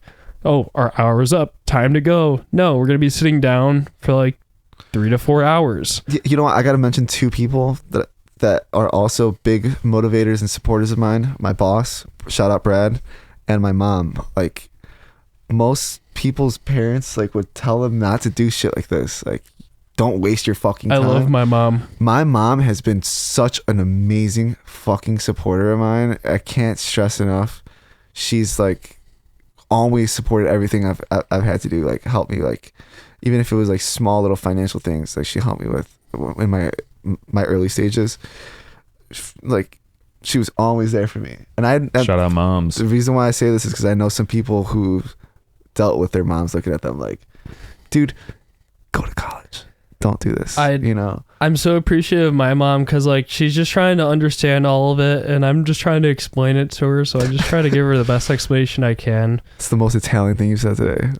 My mom doesn't understand me. Yeah, no, Matthew, what is this rhythm, Matthew? Does she know rhythm? She gets it.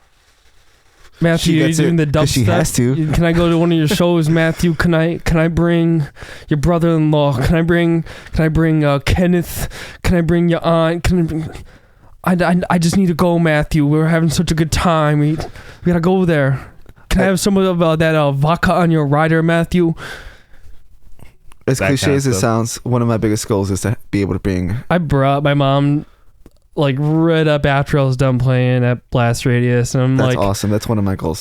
we got her like standing up on like the fucking whole subsystem and everything, and like we turn to face the crowd, and I scream as loud as I can. She is the star of the show. She is the fucking star. Clap for her, not me. She gave birth to me. Yep. That's what I was gonna say. That's Yep. the magic. Nice. All right. So contemporaries of yourself, I'm sure that you have some similar contemporaries, people that you look up to, respect, and just generally fuck with their music. I don't talk to a lot of people. He's being Keep it in house. He's being humble. I really don't talk to a lot of people. I am inspired by a few things, but not too much. Just a lot of the older stuff that has kind of like passed around way back when. We're talking like Requake. Hell yeah. There's this drum and bass producer who sometimes makes dubstep, Lemmy Dubs. He's really fucking good. Replicant, Raw T. I gotta of course say I love you, Alfonso, you fucking bastard. Just Definitive? fucking yeah. Answer my fucking phone calls, you dickhead. That's gonna be a clip just for you. To put out there. I'll just like That's gonna be my next pre-op. Just get it out so I can just like get in the memo pad so I can just like immediately send it to him. Answer my fucking phone call, you dickhead. This is public. That's fine. I'm not. No. I'm gonna sample I'm just that. saying that's what you say. Just You're so like, you oh, know. this is out there now. I'm Yeah. going to sample that. Send it to like Alfonso. record this clip, chop it out. Answer my fucking phone calls, Alfonso, or answer Matthew's phone calls. Just message him it. If you don't know him, just send it. It's okay. Just tell him to answer my fucking phone calls. I didn't talk too much about like my influences because I did the last time you interviewed me. I talked about the people that inspire me, but I wanted to more give a shout out to the crew that I have in my more local life. Yeah, go check out the Undercoast interview if you have not, because KLEAVR he's been on the show before. Yeah. In a different capacity. This is more intimate now. Yeah. Yeah. I have to smell him. That's how intimate it is. It's fucking reeking, man. Smell him over here. Oh, you like it. You stinky bastard. Let's go Why are into you sweating. Let's go into plans, like logistically, what's coming for both of you, and like Neo can answer his questions first because I need to go leak the faucet. okay. I do too, but I'll answer these first. You want to go? Oh, I'm gonna go piss my fucking brains out. All right. So like I said, I have this plethora of tunes that I'm gonna slowly start releasing after my showcase, which will be out this Tuesday. And besides that, it's weird because as a producer, like I work on tunes every day. Some ideas I completely scrap, so I never know what my next release. Even back then, because I know I haven't released in a while, but even back when I was releasing weekly, I never knew what I was gonna release. Sometimes I made a tune, I release it the next day. So logistically speaking, my manager does want me to get more on a deadline basis with my music, and I'm going to, but you might see some more sporadic things come from me. I do want my style to my style will be changing, and right now I am more focusing on the core fundamentals of who I am as an artist, which is dubstep, heavy dubstep, heavier rhythm. But eventually I do want to release more drum and bass. I want to release house music. I want to release some deep dubstep stuff, because I used to make some stuff like that.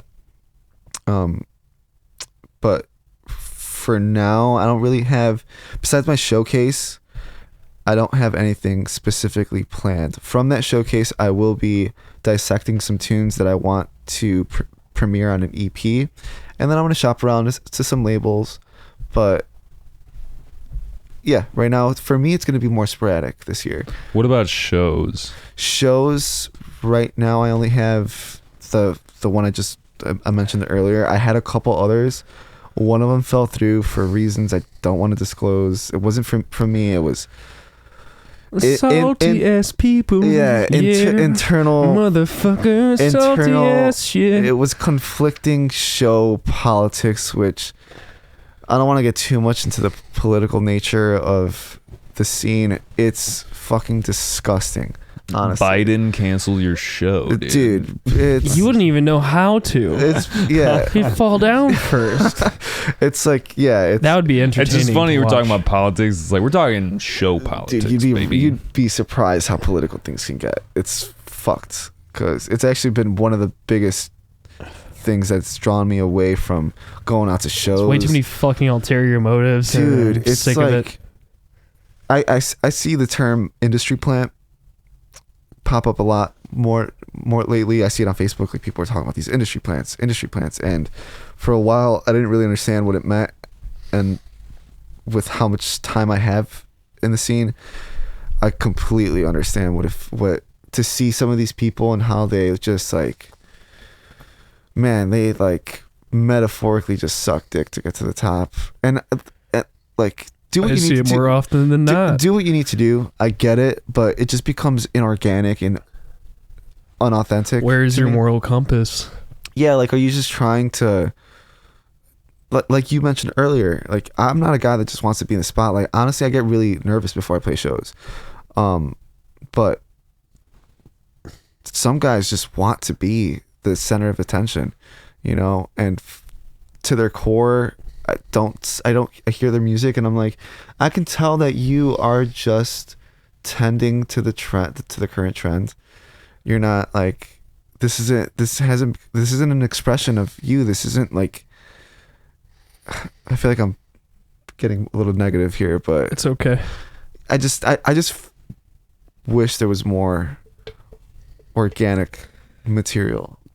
You're looking for the genuine individual that's not existing in that situation. And you know what? I do kind of want to put that blame on the tools that are out there now. When I was coming into producing, there was no YouTube tutorials. I remember the how-to Skrillex bass, NI Massive, dude, Epic Growl. Dude, you think people gatekeep now? People gatekeep like crazy back in the day, like not just dub plates. I'm saying like just stupid small little production knowledge on how to like, here's how to compress, like stuff like that. Like people wouldn't tell you. Man, do you mind just moving the mic down slightly? I'm sorry, I'm not trying to correct you. Can't see you. I can't see your face, your beautiful face. I'm getting too comfy right here. No, this is perfect. Thank you. Yeah, is like, this erotic? It became more erotic now. Yeah. I turned up the temperature. Yeah. You know, dude, it's a porn. It's fucking hot. But no, I so, you know, this is something that I was talking to a producer friend of mine last night. It's like, you know, when you're producing, you can drag in loops and call it a day, but for me, it really doesn't do it for myself. And I think that goes to the same length where it's like, this is an exploration for me. Like getting into the DAW and making music and doing that is an expression of myself. Right. And I could see where, you know, if it became a business solely, that you're like, all right, like, yeah, you got to gentrify it.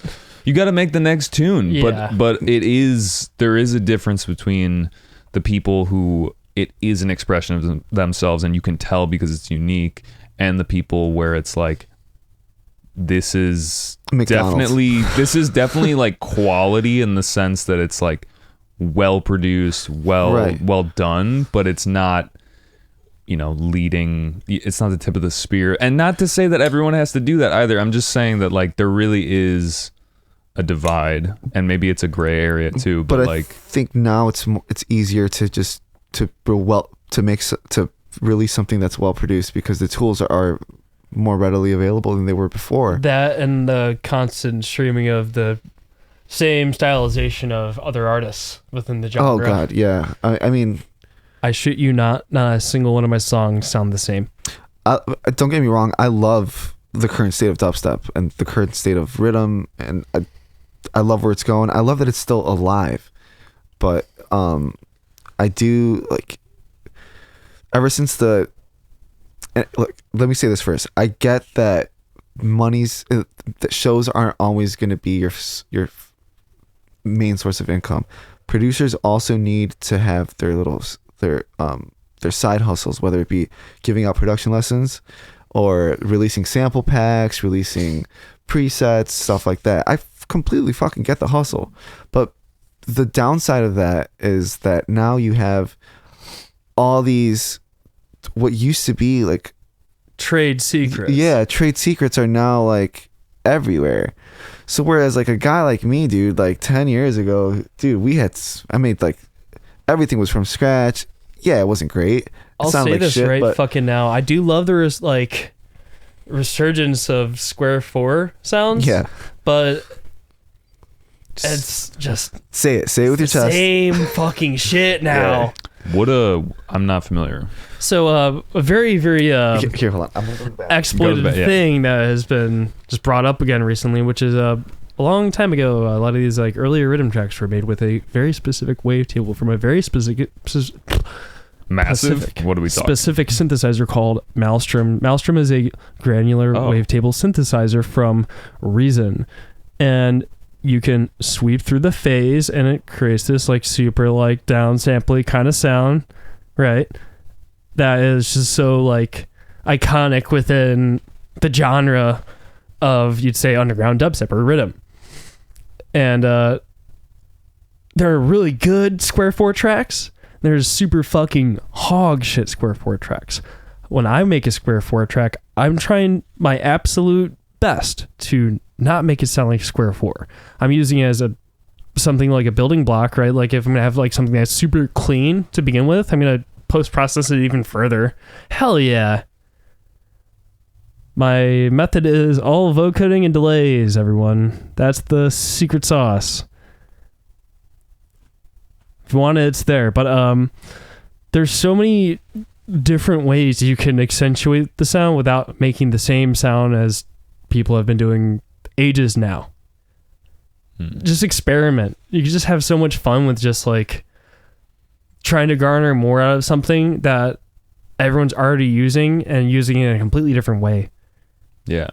No, totally. I wasn't familiar with the actual origins of that sound or the name. The rhythm sound, the Square 4. Gotcha. Okay. Interesting. This would be a good time when he's in the bathroom to ask you the same question. What is game plan, logistics for the next coming So I do have months, that show year? with Neo. Mm-hmm. That's that. I have a few more show announcements.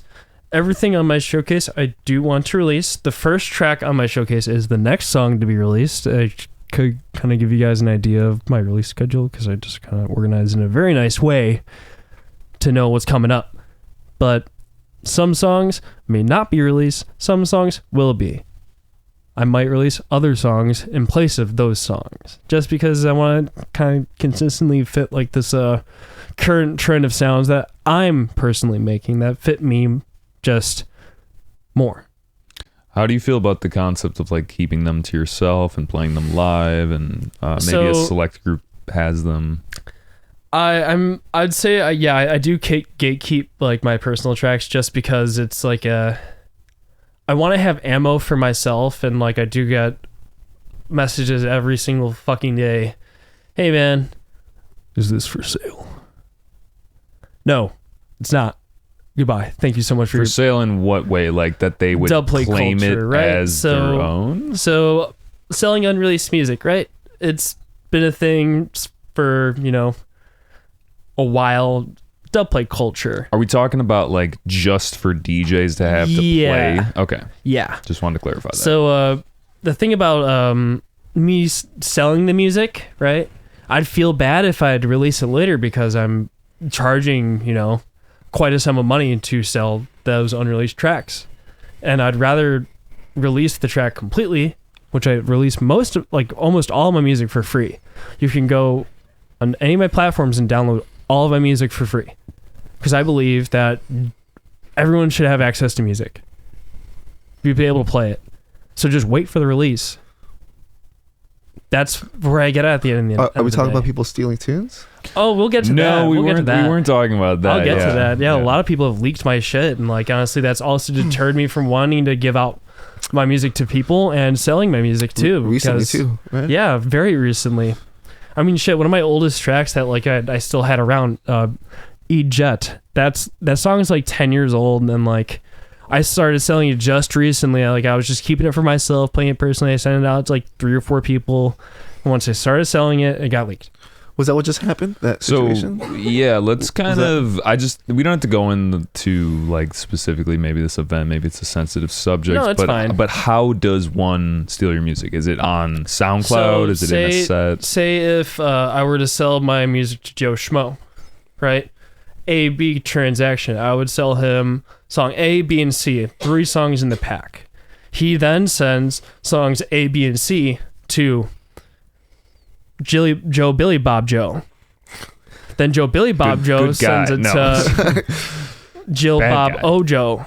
Then Jill Bob Ojo sends it to undisclosed Jim Bob A. Joe. And then Jim Bob A. Joe decides that, it's time to capitalize off this person's personal production, so I must sell it under the table to other people. So this has happened to you. Yeah, it's a very rampant thing. Even some people that you don't sell these tunes to, just giving them to them for It's playout purposes. Some people will Then sending them to other people. Yeah. It's I sent this specifically for you, and you only. I'm entrusting you with my integrity, of my production integrity. The 3 main ways that tunes get leaked are sending tunes out and them getting sent out to people that were not authorized, People would trade songs like Yu-Gi-Oh cards. and then It's I have this song. Want to trade it for this one that I have? and then literally ripping them fucking off stupid. SoundCloud. Yeah, that too. Extending it. Yeah. It's so silly. And then And it's the lower quality of the song. You're getting 128 kilobytes of the super compressed version that you just fucking ripped off SoundCloud, you fucking loser. the 3rd way is USB stealing. Oh 'Cause yeah. that happens too. Some artists forget their USBs and yep. Some people steal USBs. Next thing you know, fucking tunes are released. It's happened. Yeah, It's definitely happened. plenty of fucking times. I've seen Yeah. it time and time again, especially with some of my own stuff too. I've heard some stories of some people who are really big, stealing USBs from artists that are also really fucking big.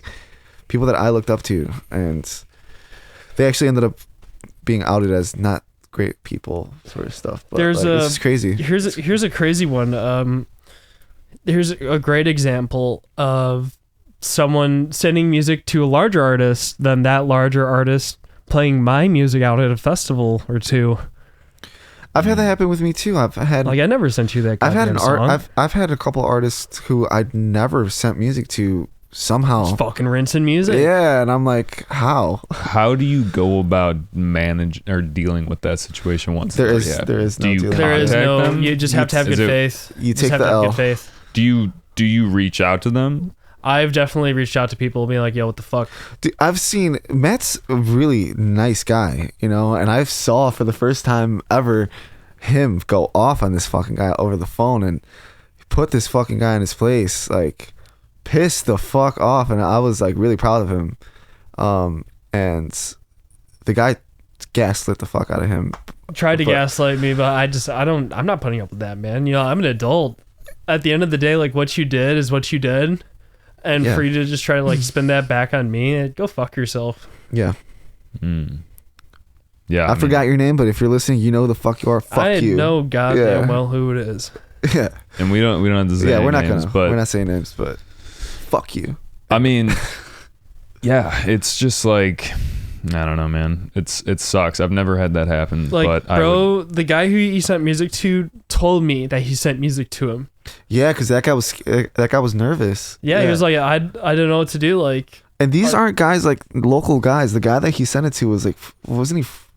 I don't want to get. He was out of the country. yeah. Love you, Herb. Yeah, don't say Yeah. it. Yeah. He's You don't have to say anything. good guy. Yeah. I don't want to edit it out. Go listen to No, Madbox. yeah, we're not- Go we're listen not to gonna say fucking it. Madbox. He's such a cool dude. I love If you want to out Madbox's music. people on my podcast, let's fucking do it. Let's do the I Club just said some Shay names right Shay there. of, okay. I don't mind. Yeah, go listen to Madbox's music. He's such a cool dude. Oh shit! You said his name. Yeah, I love Madbox.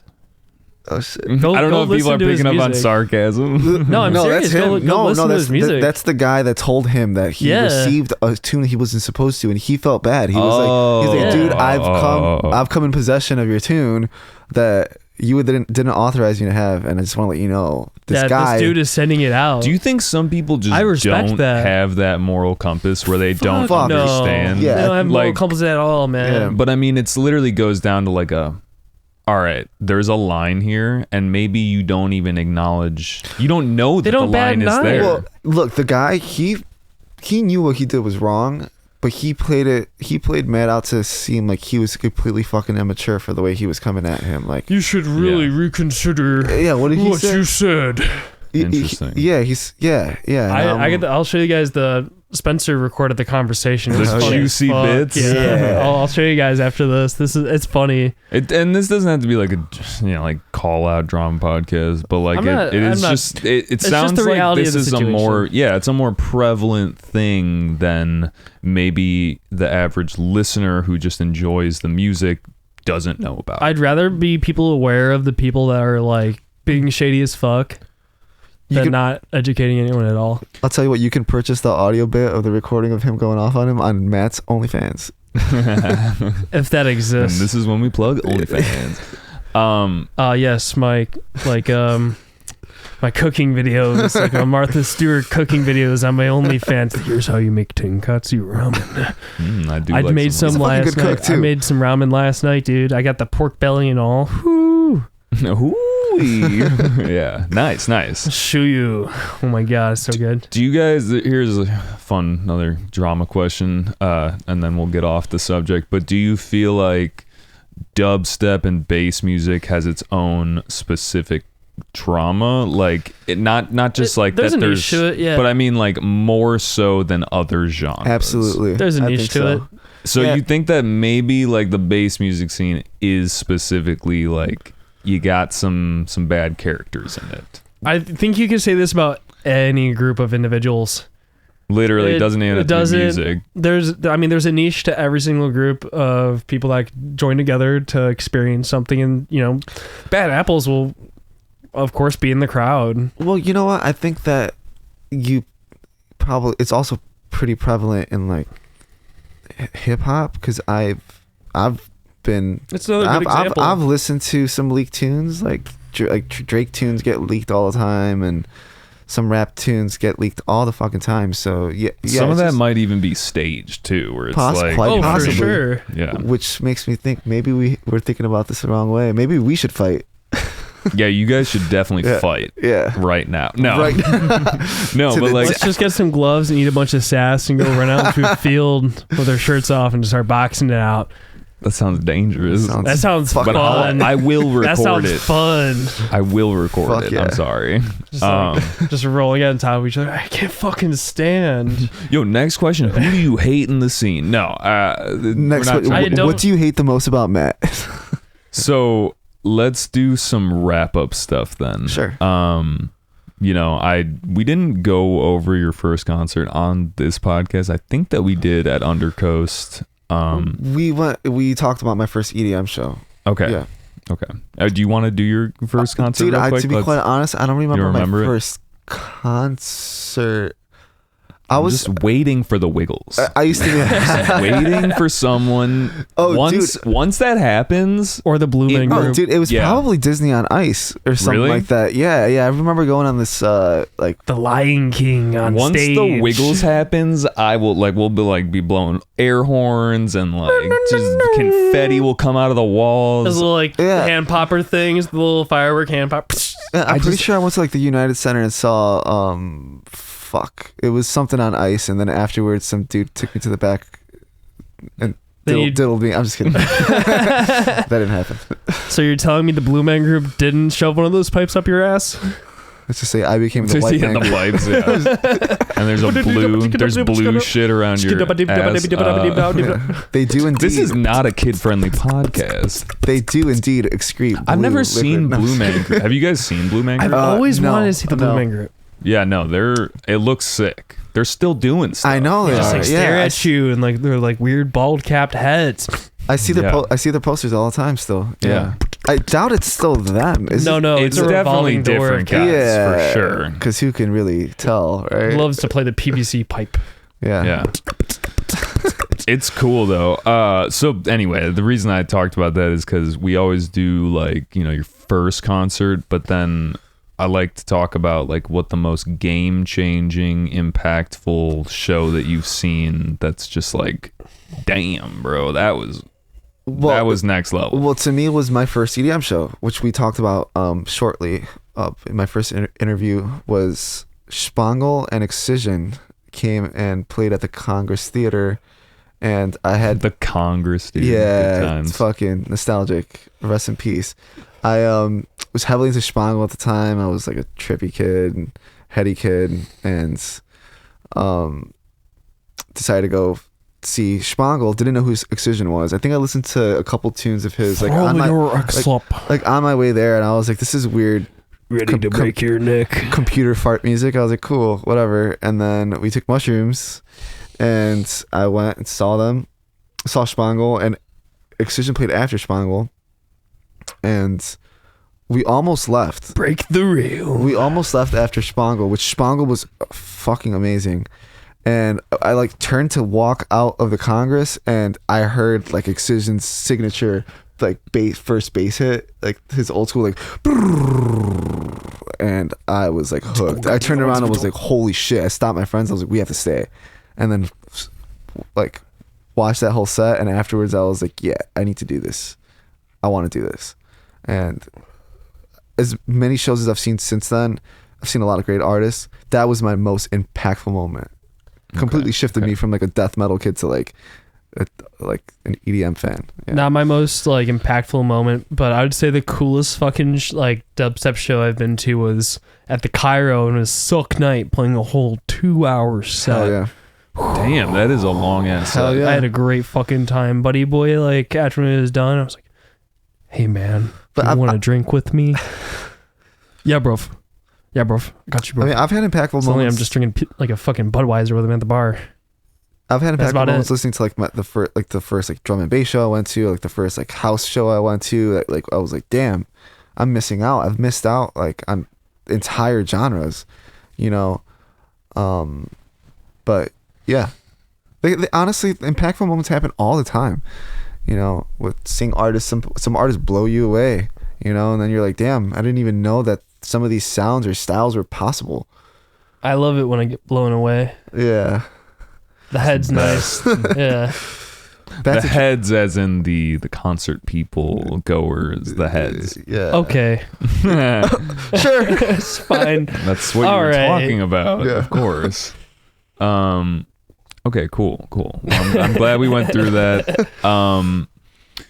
Where can people find you guys? You can find me on SoundCloud, Facebook, KLEAVR, KLEAVR, SoundCloud, same thing. Spotify as well. And yeah, no YouTube. I don't have a YouTube yet. I have songs that are just like forcibly uploaded by the various artists on YouTube. Me too. Yeah. That just happened because like, when you post a song up on like a distribution network, it's going on YouTube. Right. Your showcase just got on Dub Rebellion, right? Was that you? Yeah. Yeah, that's cool. That's really cool. It's up on there. Yeah. You can find check that out. all of my nonsense through Severe Tunes, all one word, for Instagram, Twitter, Facebook. Previously called Twitter, now X, whatever. Yeah. I don't know. Fuck it, dude. It'll always be Twitter, Spotify. man. I'm on Spotify. You can add, just like we've been explaining, every single like platform that you can get a hold of. I'm on Apple Music too. You are too. I got shit on Amazon too. Yeah, Shit. Yeah. Hell yeah. You got shit on stuff that you don't even know it's on. Yeah, type of deal. Yeah, yeah. I know. I have a whole list of all like the distributions of like where like music is posted up to, which I mean like you have the option of like deselecting it, but I'm fucking posting it up there. Why would you deselect it? I know, Like, like you're just like giving your like choking your own chicken, you know? It's really cool actually. When you start releasing tunes a lot and search yourself on YouTube and stuff, like I don't have a YouTube like for my artist page, and I see like all these fucking channels releasing my stuff, and it's really fucking cool. It's funny how much people love me in like that Mexico. That doesn't bother you when people re-upload your stuff like that? Not really. I know some of them have if it's ads. like a clip, if it's a clip of a song that's like it's an exclusive clip that I post just for myself, don't repost the clip. If I release a different. song completely like if it's for free, it's fucking free game. I mean, fucking toss up there, just post my links it's more in the promo for description. me, honestly. But if it's like a unreleased song that's a clip, you ripped the song from SoundCloud and like you shouldn't have done that. There was a point there where I was getting like a lot of traction in Mexico because there was like these Mexican dubstep channels that were releasing like all of my free releases, and I'd see all these people that were like, hell yeah, Get Mexican rhythm, and I'm like, damn, I didn't think I was doing that. Are you Mexican? I'm Mexican, yeah. Okay. I didn't think I was doing that. I wasn't like it wasn't like obvious that I was Mexican at all or anything in my music or anything.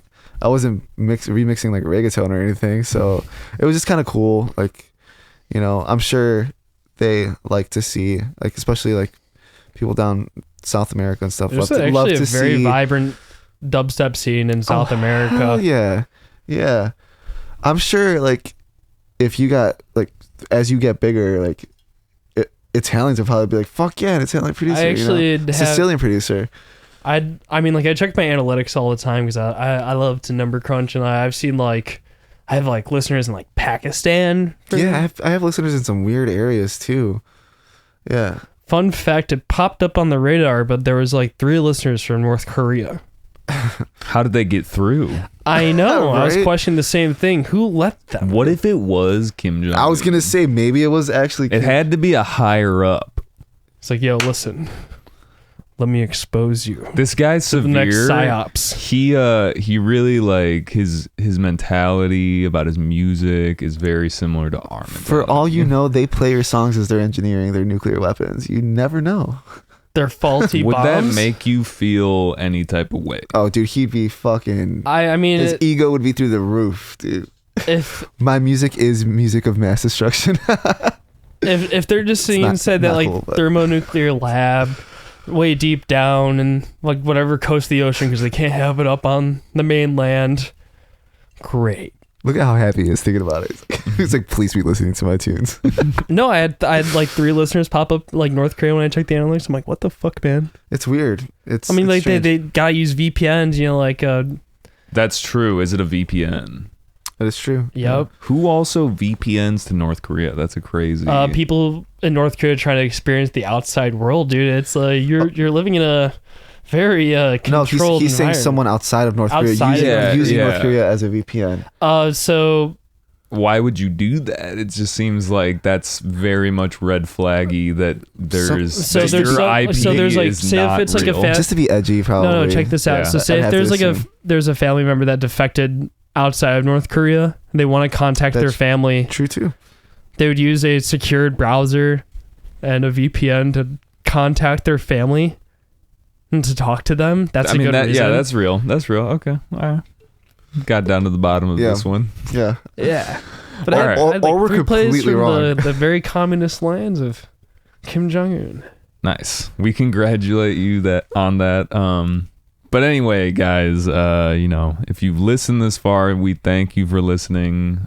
Big shout out to you guys for coming through. Yeah, thank you for having you us, so man. much. Thank you. I want everyone to go watch the movies. John Carpenter's The Thing, David Cronenberg's Videodrome, I just love See, we myself got in back to the movies, and I was about to lie about that, but we I'm just back. leaving off of that. Those are like my two favorite movies. And then also I think it was like the 70s to 80s version of Invasion of the Body Snatchers. That's a good one. Damn, this We've been talking about this podcast is after. so we can talk about this long. after. Go watch some body horror. Go watch Yes. some... You can always have us back on in like 6 months or something. Or, Yeah, we I can bring talk some horror. You can just come There- over there and are watch some movies. I'm just glad that people know that you're into that and that's a thing, and that maybe someone will I come literally up to you bought and be like, VHSs today. VHSs. Yeah, I have a very... Hey man, just come over one day. I'll show you. he got me back onto collecting vinyl. Yeah, I have 'cause a my big vinyl old collection. got stolen. But yeah, Damn. I have a wicked vinyl collection. that's we were gonna do that after this, but we'll just do that We tomorrow. don't have enough time to Yeah. do that right now.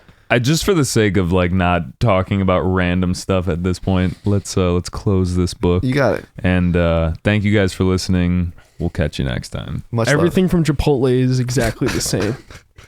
There you go. When you Peace. buy And Taco water Bell. from water bottle companies, you're not paying for water, you're paying for the bottle. PETA donates to kill shelters. Anything else? Go listen to my showcase. Okay, there it And is. go listen to mine. It should be out Yes. by the time this podcast Yes, is out. perfect. Peace. Love you guys. Goodbye. Goodbye. Goodbye. Goodbye.